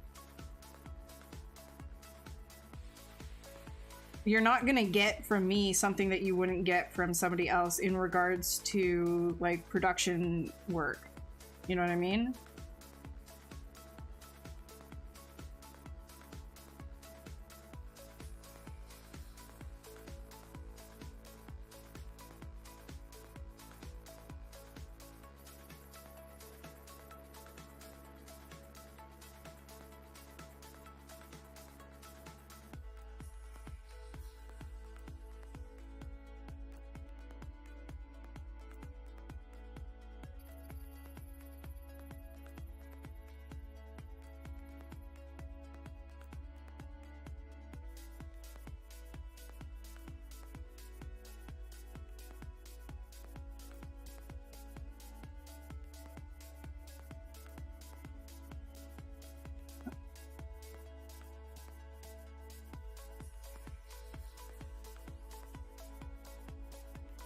Oh my god.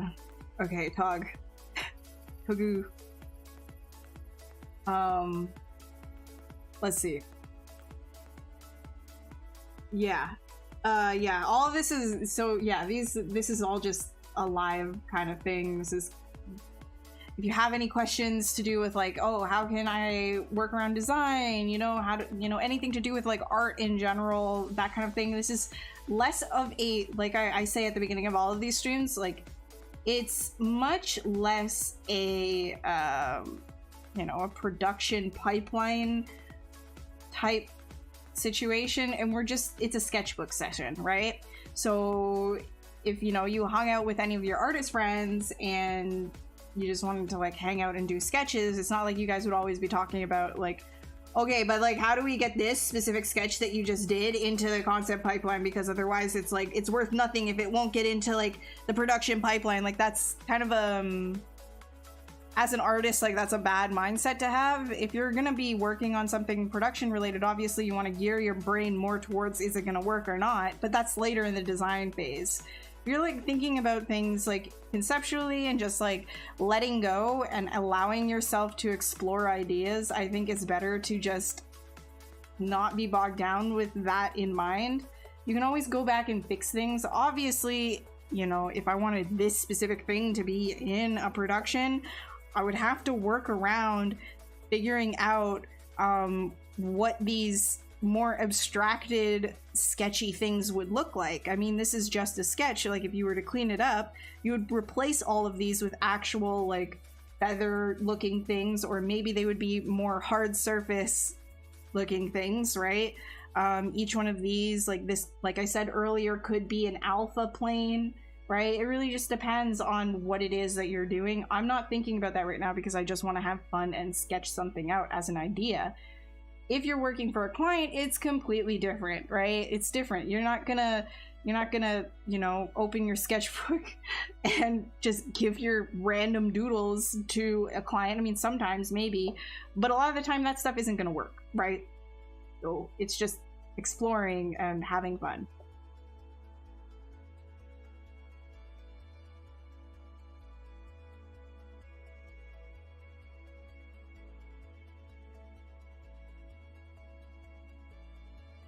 I mean, okay, and again, Togu, again, I'm not trying to come for you in chat or anything like that, but the idea of somebody, this is frustrating for somebody who has been in the industry for a while and actually enjoys problem solving things and figuring out how to make certain stuff work. The idea of just looking at something and just like completely saying, no, that's not gonna be it, without even thinking, well, how can we replace certain aspects of this sketch? You know, what would that look like? How can we achieve the same look in a pipeline? You know, it's the idea, like when you're conceptualizing, when you're getting like a feel. Sorry, this song is driving me nuts. When you're getting a feel for something, you know, you don't necessarily need to be bogged down with that idea of like, is it going to work in production or not? Is it going to be riggable right now or not? You just like, for example, when I grab things and kind of create like motion and I'm looking for an overall silhouette for something, you could always replace these things later and make them work by getting the same feeling, right? That feeling might be just low poly, like you know, hard surface triangular pieces that stick out of the back here instead. It doesn't need to be like this crazy. Like maybe you replace maybe a couple hard surface, you know, triangle pieces back here, and then you've got a couple of tubes coming out as well. And then you've got the overall feeling, you've got the overall silhouette, right? So that's the difference between design and concept. When you're sketching and things like that, you don't need to like look at that and be immediately like, oh my god, haha, I could never reach apologize, something like that. Like that just kind of sucks. You know, like there's creativity in all of it. And design I actually find incredibly fun, like the step after this, right? Where, okay, let's say this was for production, which it's not, but let's say it was for production and I wanted to get the same feeling into a workable, riggable model. Okay, well, actually problem solving what all of these different sketchy feels would actually be kind of the same as if you were looking at, let's say, you know, a concept artist, like quick sketch, right? A lot of the time 3D artists are given quick sketches to work off of, or unfinished, like not rendered paintings. So you don't even get turnarounds a lot of the time. It's up to you to figure out design aspects that are not fully rendered out. And that's the same idea here, right? Just because I'm not using a pencil to be conceptual, it doesn't mean that I'm not still doing the same idea, the same thing that a concept artist would be doing. It's just in 3D already. It doesn't need to be already skipping many steps. It's just sketching, right? So that's just it. Is okay, now that this is sketchy and here, and let's say the silhouette is approved and the overall feeling, it's like, okay, now we got a design. How is that? How can we break this down and make it work in 3D, and give it more heft? Make sure that it you know, overall it will function. That's design. That's the problem solving aspect of everything as well. So it's a fun part of the pipeline too, but you know, it's not. Yeah, anyways, I'm ranting.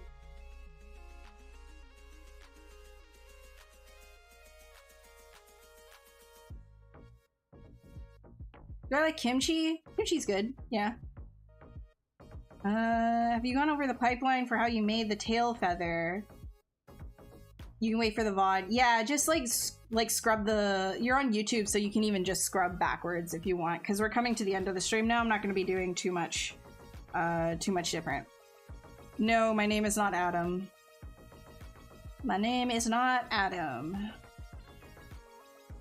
Can you use Transpose Master ZSphere Rig along with layers? Okay, I'm gonna be honest with you, ZSphere Rig is not a part of how I use ZBrush in any way. I don't use ZSphere Rig at all, so I won't be able to answer that question for you.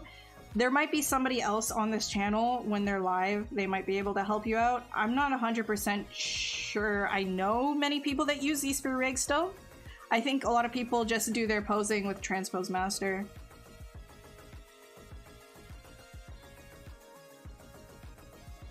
We seen Monty today? Yes, yes we have. Thank you, John. Yeah, I mean, just like a heron, a Borg heron.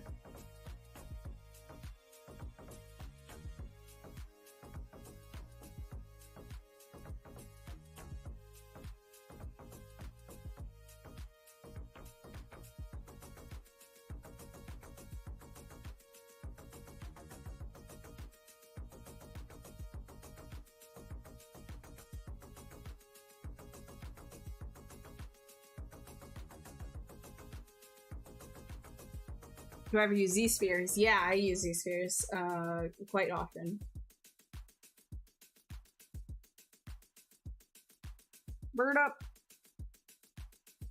Everybody can be good at doing perfect topology after a while, but communicating something through a sketch and its process is a gift to all. Oh, okay, well, I feel like, again, everybody can express their ideas if it's practiced, right? It's you know, somebody like, for example, like Robot Pencil. Anthony, he's he's really good at talking about his journey as well. The fact that he was able to kind of like go from not knowing jack and all crap about art into just rapid fire being able to like design really, really well, right? And so it honestly is a learned skill. You just have to practice it. But topology is one of those things. So design and concept is a little bit more open-ended than topology is. Topology kind of has like it's like solving a puzzle, but the puzzle is more of like a Rubik's cube than, you know, something more open-ended, right? So once you get like the solves for each specific thing in topology, you kind of get the overall idea of it, and it's just about implementing those same pieces over and over again. But then when it comes to concept and design, things are... It's not quite like the same as copy and paste, because if you get copy and paste, then you get into like what corporate media is, right? And that kind of blows. All right. Well, I'm gonna jump off here. Thank you guys so much for hanging out. Again, if you have any questions or anything like that, feel free to hit me up on any of my socials. Right? They're right here. Right here. Socials. If you need to ask any questions, etc., about anything, DMs are open. Instagram is a little bit weird though. The message request thing, like, it doesn't show me all of the message requests for some reason. I don't know why. And then like 10 weeks later, it'll pop up in my message requests, and it's like too late. So if you really need something like, you know, like very specific ArtStation messaging, you know, you can Facebook, Twitter, whatever. But I don't know why Instagram doesn't, it's not, so if I don't answer immediately on Instagram, it's not because I'm ignoring you, it's because quite literally, like, messages just get hidden for no reason. Yeah, and so if you guys liked what you saw as well, definitely follow this channel, because there's a lot of other artists that stream here. They're very, very talented, and they have a wide range of knowledge and skills past my own. So if you didn't like the way that I approach things, maybe you don't really like how messy everything is, you want a more technical approach, or maybe you want more stylized approach, or maybe you're looking for something incredibly realistic, there's artists all across the board and they all stream here. So follow and take a look at what they do as well. Righty tighty. Yeah, I'm tired. I'm so tired. I'm so tired. All right, guys. Have a good night. I will see you later in the next one. Yeah, bye-bye.